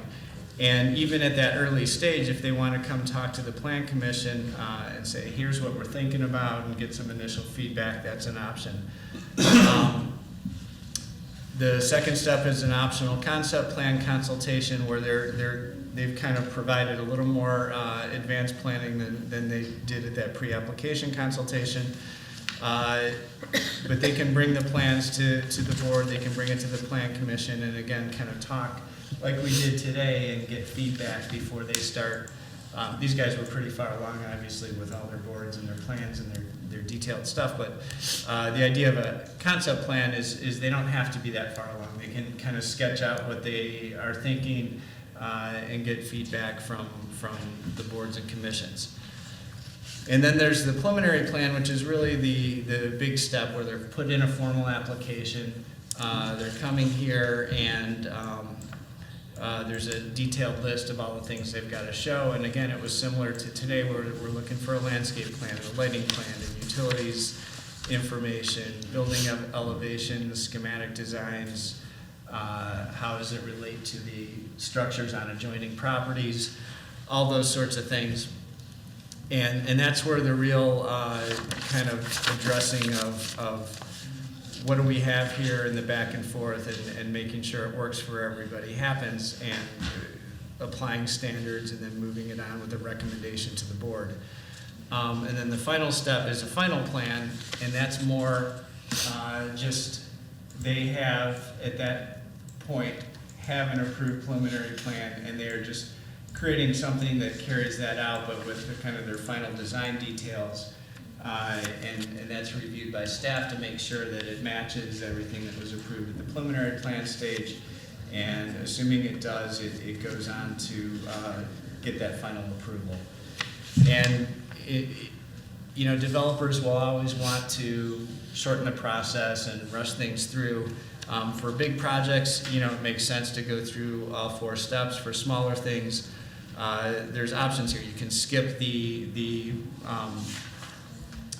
concept plan consultation And if it's appropriate, you can combine your preliminary plan and your final plan, so that if it's something simple and everyone is pretty much in agreement as to how this is gonna look, they can bring something that's getting simultaneously the preliminary and final plan approval, so that they can just go on right after that and start their development. There's a set of approval standards that are unique to plan unit development in here, but generally, a plan unit development is thought of and is classified under state law as a type of special use. So we apply our special use standards to it, as well as a handful of additional standards. And then you'll see in this draft and in others that there's ways to amend these after, either during construction or after it's constructed. So once a special use for a planned development is on the books, it's recorded against the property, it's usually noted on your zoning map that this is a planned unit development. If they have changes in the future, they want to reorganize the uses or change the sites or add properties or do whatever, there's a process for them to come back and make those adjustments after the fact like that. And then there's just a few of the kind of things that we always like to see, like what are the timelines that they have to meet, what kind of conditions and guarantees are there, how do the building permits work, and kind of some just general enforcement language. And so that's the quick overview. I don't know really the best way to tackle that. I'll leave I'll leave it up to you guys as to where to go from here. But the idea is to kind of work through the process and get comfortable before we get to a public hearing. And I don't think there's any huge rush on this, so it depends. What you guys feel right now as to what the next step is. Well, I think you're right.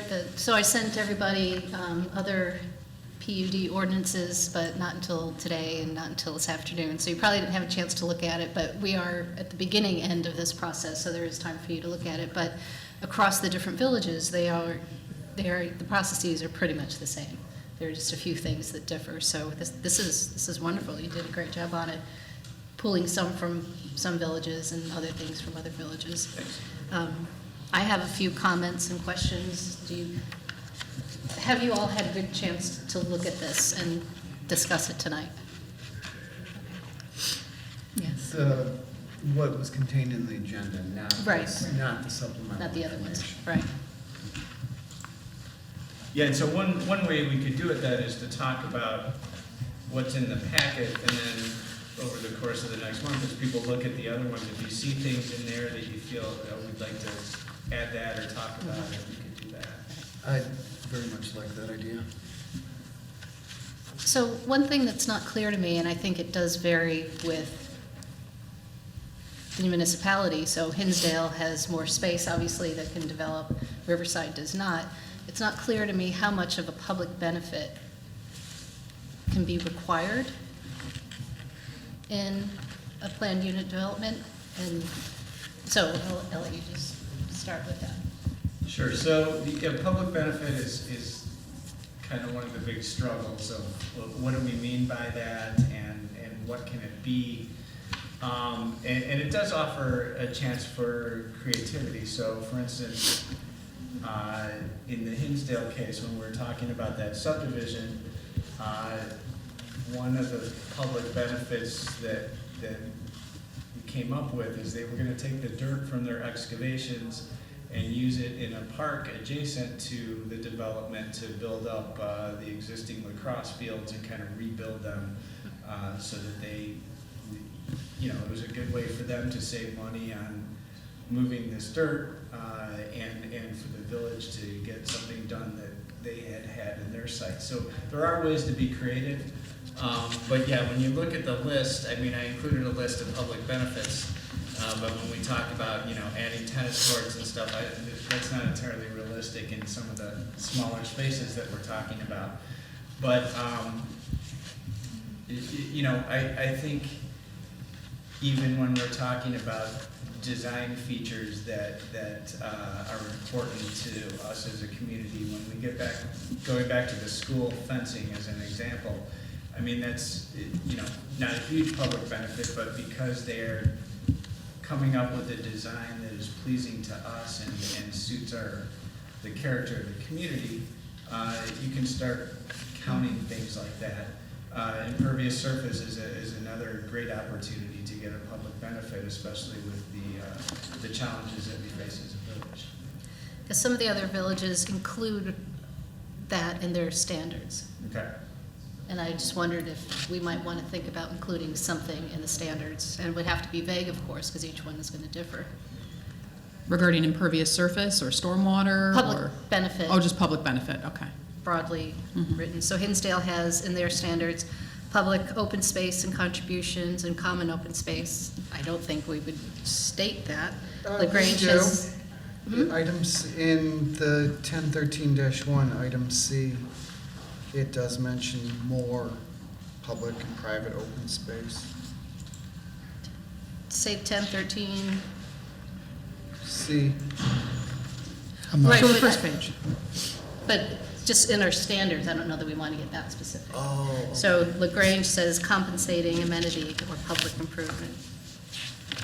Right, so in the list, if we're looking on page 3, 1013.5, where we talk about exceptions, so really you're getting the public benefit in return for allowing them that flexibility in the exceptions.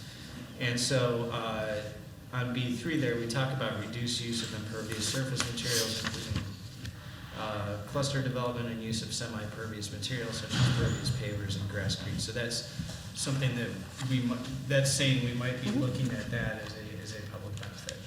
So it's not in the standards itself, but it's something that is on the list of things that you guys can consider as something that would be acceptable. It's telegraphing to the developers that Right. that's something we're looking at. I was just putting out there that in some municipalities, they have in their standards Right. that the public benefit has been addressed. Okay. And we might discuss next time whether or not we also want that.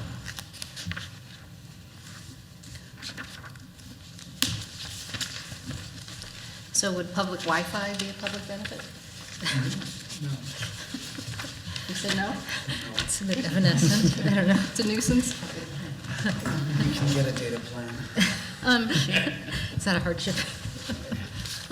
I think the one item that I'd like to discuss is in 1013-3, right now, we're saying it may be authorized as a special use in any zoning district. I don't know if we want to tighten that up to stay away from R1 or not.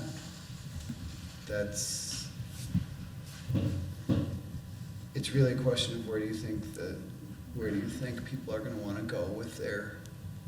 Mm-hmm. I mean, because does policy matter, so. does every house, Right, so architectural it wouldn't be an plan appropriate, thing. it wouldn't be an appropriate process for just a house. and that's where I was I think we should tighten that up. That Okay. It really does not apply to a single lot in Right. R1 or R1A, Well, to push back on that a little bit, okay? the school is zoned R1A. So there is the possibility that if we allowed a PUD, that they could go through the PUD process in order to do an addition, redevelopment, whatever, for the school site versus having to go through special use in 7 variations. And So that's fair. if we I don't think- allow PUDs, that would eliminate that opportunity I think for it. I'm going more with a single-family residence.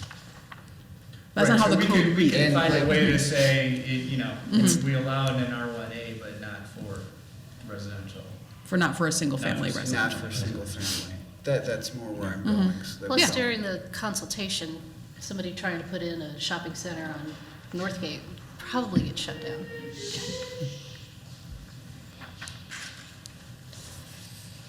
Are others advocating for clarifying that it's not for single-family homes? Yeah, I'm in favor of Would that that. take care of Yeah, it? that would make sense. Sure.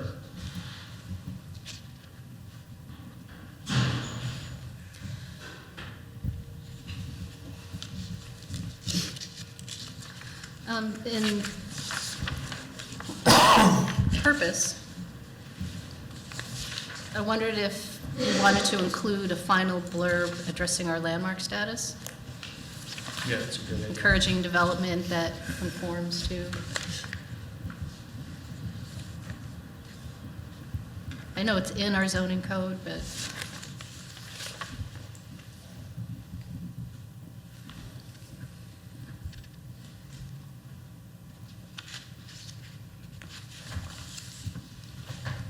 I mean, I do mention at F, the village's historic landmark designation. But I think it's important enough that we could say something. I probably missed that. But we could have it as a standalone.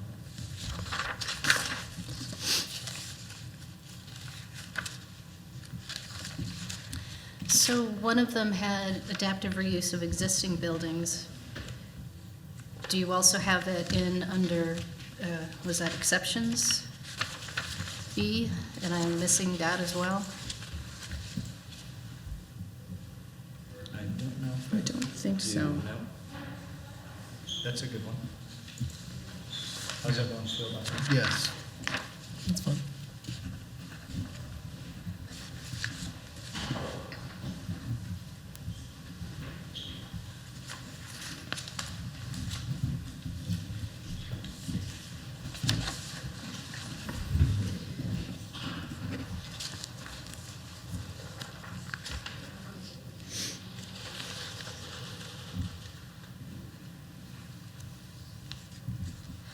Being totally anal, but that's what I do.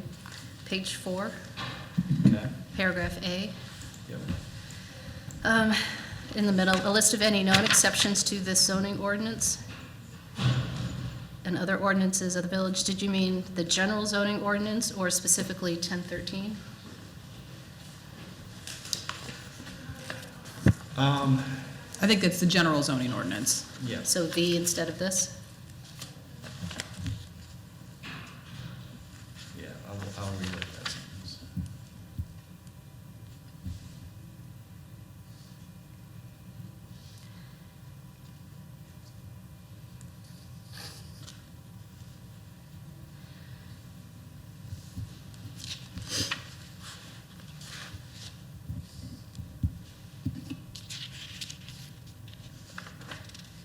Then page 5, top A, B, and C. I got myself confused. Is it a public hearing or is it not a public hearing? This potential concept plan. It is not. Concept is not. Because the first sentence says, concept plan at a public hearing, public meeting, but the last sentence says it is not a public hearing. Oh, at a public meeting, so you're differentiating whether it's noticed. Right, so a meeting is just like we had tonight. Right. See, I got myself confused on that one.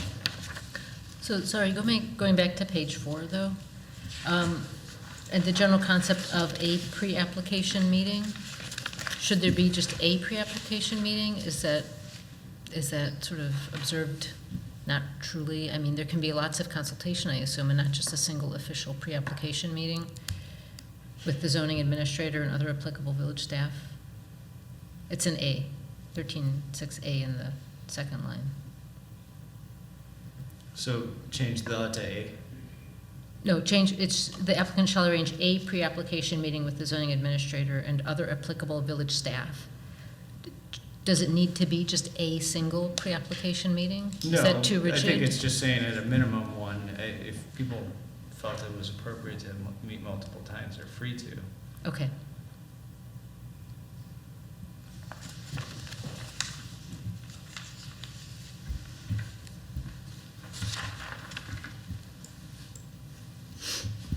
Would you like if it said, shall arrange a pre-application meeting or meetings?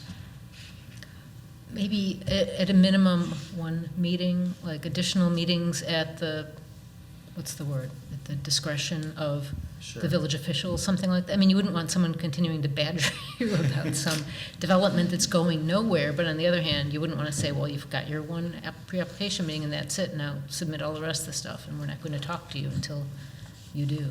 Okay. I mean, there's just,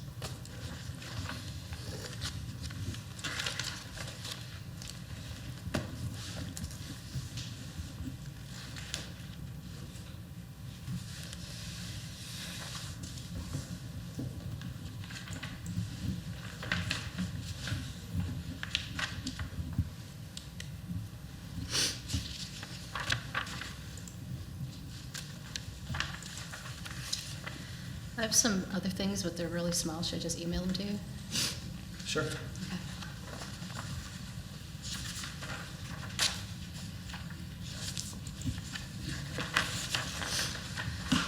Other general thoughts on this? well, one thought I had was enforcement. So it's not clear to me how you mentioned a single McDonald's or big housing development. So if, my question is, once we start going down that road, if we do, and someone pulls out, let's say it's a fairly substantial planned unit development, and, you know, market changes and all the rest, and all of a sudden, person pulls out. Number one, what guarantees would we want, can we require of them financing, you know, some kind of evidence of business solvency, that they will continue with this? And number two, if that fails, how does the village sort of manage to enforce the performance in building and construction of the planned unit development? I know there's an enforcement section at the end, but it seems to say like the village can pull out of it if they don't comply. Right, so the most common scenario is where somebody is not building in a timely manner, and we want to say, either do that or you're gonna lose your status and have to start over. Okay, but if somebody goes bankrupt or walks away or whatever, there's not much that we as a village can do about it.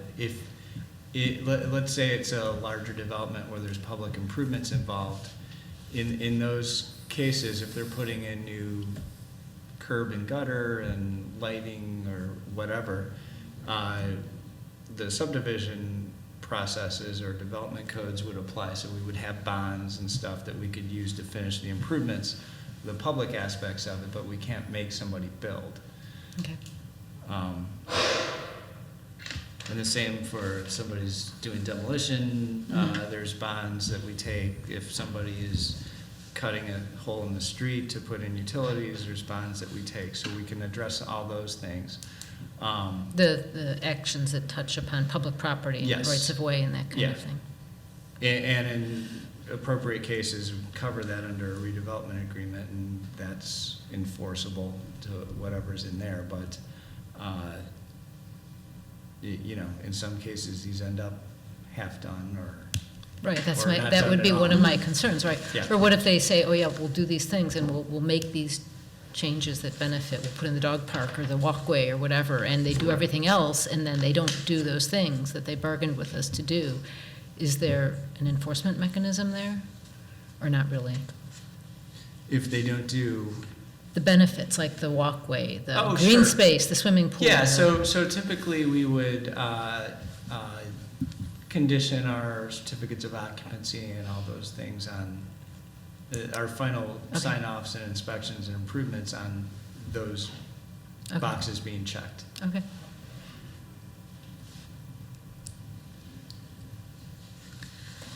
So Hinsdale also has a section called lifestyle housing in their ordinance, and I think there's a reason you left it out, but I just wanted to call it to our attention. So to preserve the historic and distinctive residential character of housing for people who want decreased maintenance, want to live close to their friends, close to businesses and transportation. So that could potentially happen here in Riverside, and Hinsdale has that to kind of regulate what type of housing is built. Is that your memory of it, if you remember that part of it? Yeah, so to me, that predated my work with Hinsdale, and I think it was put in there to accommodate a specific type of development that somebody was contemplating, right? So it was a text amendment that was done, or they had that on their radar and wanted to put that in as a way to help control that specific kind of development. So it's not something that you would typically see in a planned unit development, but if it's something that you guys like, we can certainly. I didn't see it in any others, and I didn't see, they had some specifics in there, including it has to be attractive and stimulate business and economy, without any hints as to how that is accomplished. They had some bulk standards and zoning locations that it was restricted to, but other than that, I didn't see how it was helpful for Hinsdale or helpful for a developer to know what to do with it. What page is that on? I think It's not in our packet, it's Oh. in what I emailed or That's Sonya what emailed. I'm asking, in your packet. The Hinsdale one? Second, the third to last village, and it's under M. That's all I remember. Thank you, that's So- enough. lifestyle centers were a popular term for outdoor shopping mall with residential built in like the late 90s and early 2000s. They were all blanket called lifestyle centers. Okay. So lifestyle housing indicates that's probably like a second or third floor residence above a business. Okay. In the Hinsdale ordinance, it specifically says development of very high-quality townhouses and condominium dwellings on property near downtown Hinsdale. That's how they defined it. So like in that downtown area where you've got all the restaurants and the businesses, that would indicate the housing that they put above it then. I don't leave Riverside. Well done. Was there anybody who wants us? So an example of that in Riverside might be those townhomes on Burlington, right? That's, we already have it essentially. No, not the ones downtown, but the ones further Oh, down down the street. by Herbert. That's very similar to what Yeah. would be described here, yes.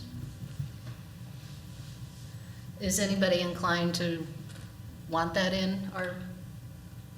I don't think it PUD? needs to be called out specifically. I think that's the whole point of the planned unit development is density, number of units, et cetera. I'm not sure how naming lifestyles, housing specifically, It's so helps 90s. us in any way. I mean, townhomes and condos, Yeah. that's what it is. Mhm. I had one comment on page 7D. I didn't know if there was an inconsistency between small d itself, where it says the village board within 60 days of receipt from PZC shall approve with conditions, or deny the special use.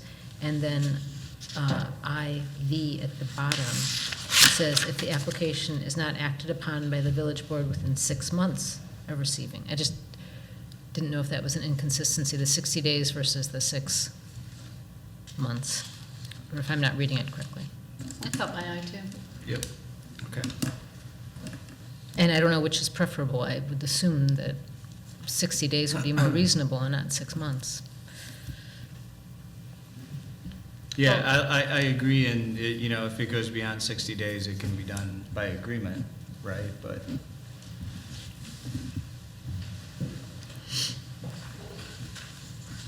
I'll address that inconsistency. Okay. Since we're wordsmithing here, 1013-1, item D. Right now it says water course, page 1. Can we just change that to drainage? Yep. You could do hydrology too.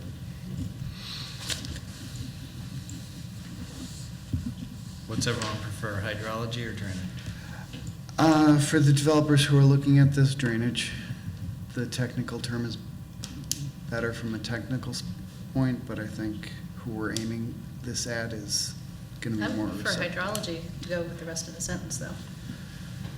Because we're talking about existing features rather than things to fix. Oh, okay, fair enough. More environment as well, hydrology. So is the circulation system traffic patterns? Yes. Okay, nailed it. Yeah, the movement of the vehicles on the site.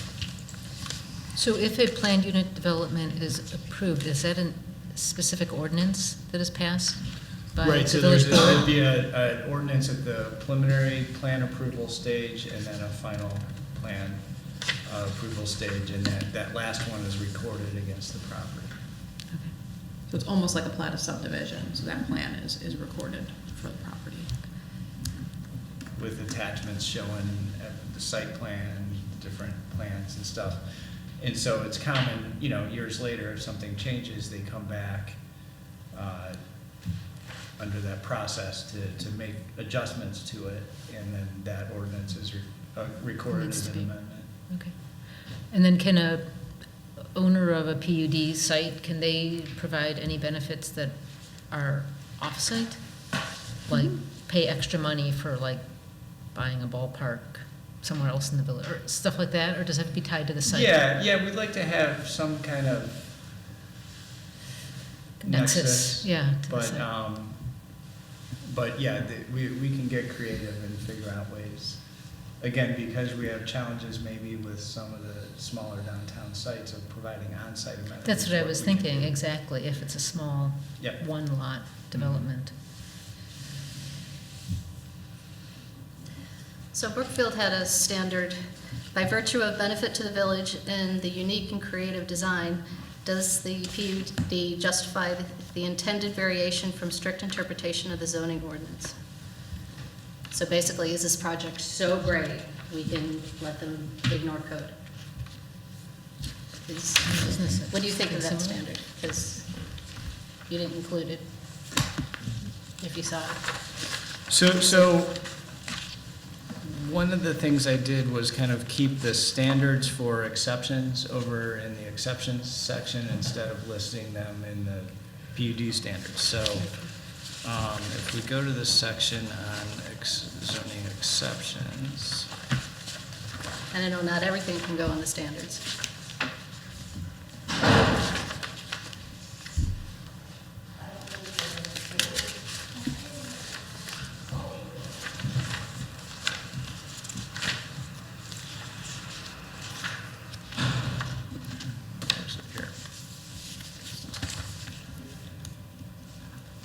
So in 1013.5A on page 2, says we can grant the exceptions if we find that they enhance overall merit, promote the objectives of the village, enhance the quality of the design and structures, enable the development to offer environmental and pedestrian amenities.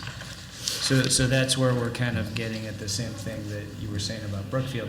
So you'll look at these things too in terms of the exceptions. Are we giving this exception because it enhances the quality of the design, as an example? And then you have number 5, will not cause such an adverse impact on neighboring properties so as to outweigh the benefits of the development.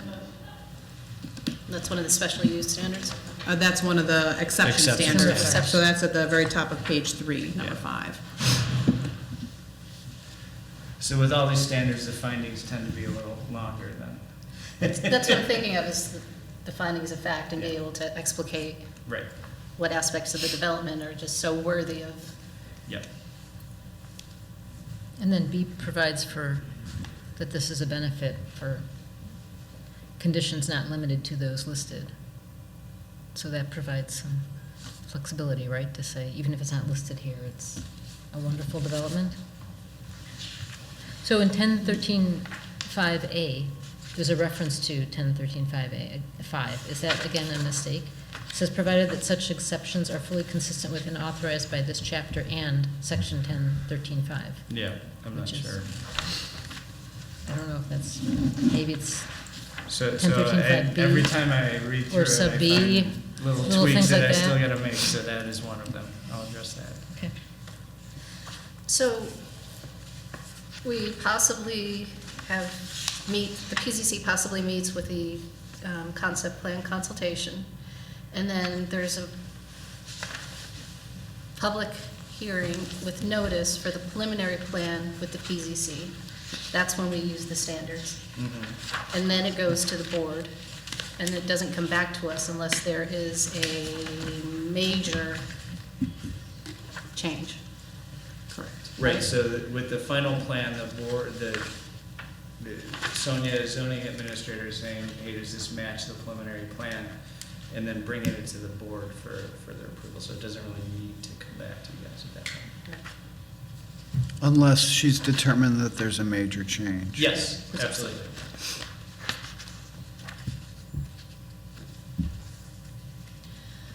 Is there, Michael, or Attorney Mars, excuse me, in page 9, item 3A, the zoning administrator looks at the final plan. Is there a generally agreed upon definition of the word substantial? Or is it just understood that that kind of gets to look and feel? Right, so I don't know if there's a generally understood, but, things that, okay, well, we learned that this kind of hydrangea isn't gonna work because of the shade, so we Right, substituted that's- something else. Those kind of minor things would not be substantial, right? So it gives her some flexibility, Okay. because we're not expecting them to, as they go through their final engineering, their final design, they may make some tweaks to it, but so long as she feels it meets the general parameters of what was approved. If it's substantially within the, Yeah.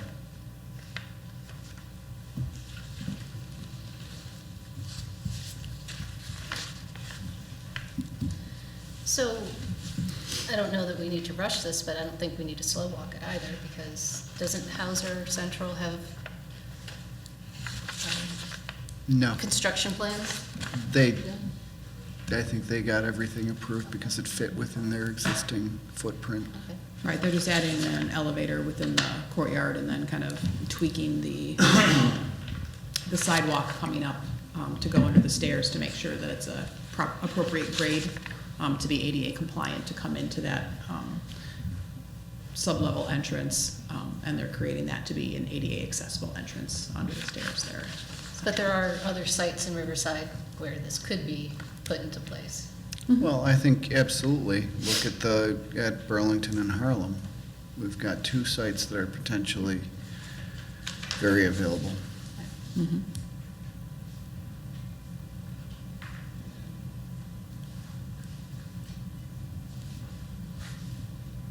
Any other thoughts?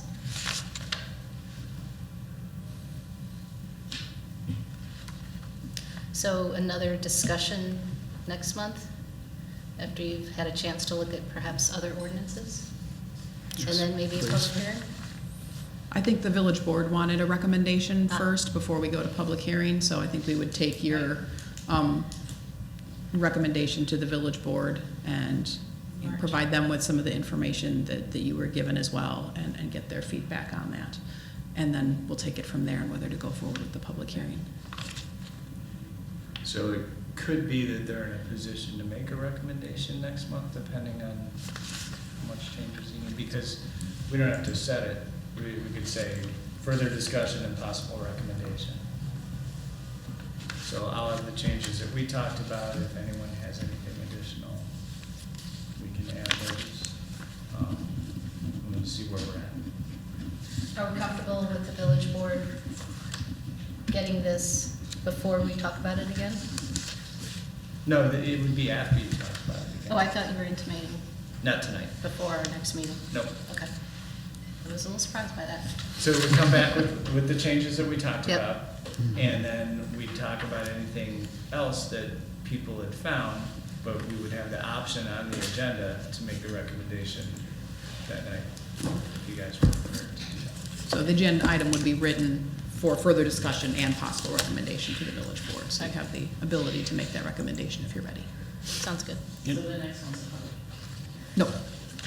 It's still just, the village board is just looking for feedback because they were a little bit on the fence about planned unit development. So they wanted you guys to flesh it out and kind of see where you think it would be appropriate and then come back to them. And then from there, they would say, okay, yes, Planning and Zoning Commission, you've swayed us, let's go. Or Hold your we want horses. some more information, staff or Planning and Zoning do this. before we get to public hearing, so. So I'm ready.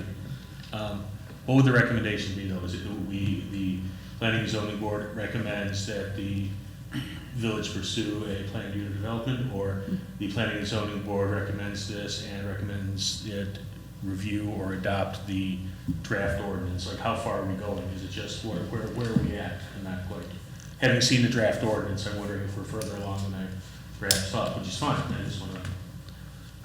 Well, after the village board gets your recommendation, whatever it may be, and if this language accompanies it and they are comfortable, then they would send it to you guys for the public hearing at that point. So there's still, until we can put this in the text of the zoning code, there's got to be at some point a public hearing here. Okay. So we're not to the point where you guys send it off next month and you don't see it again.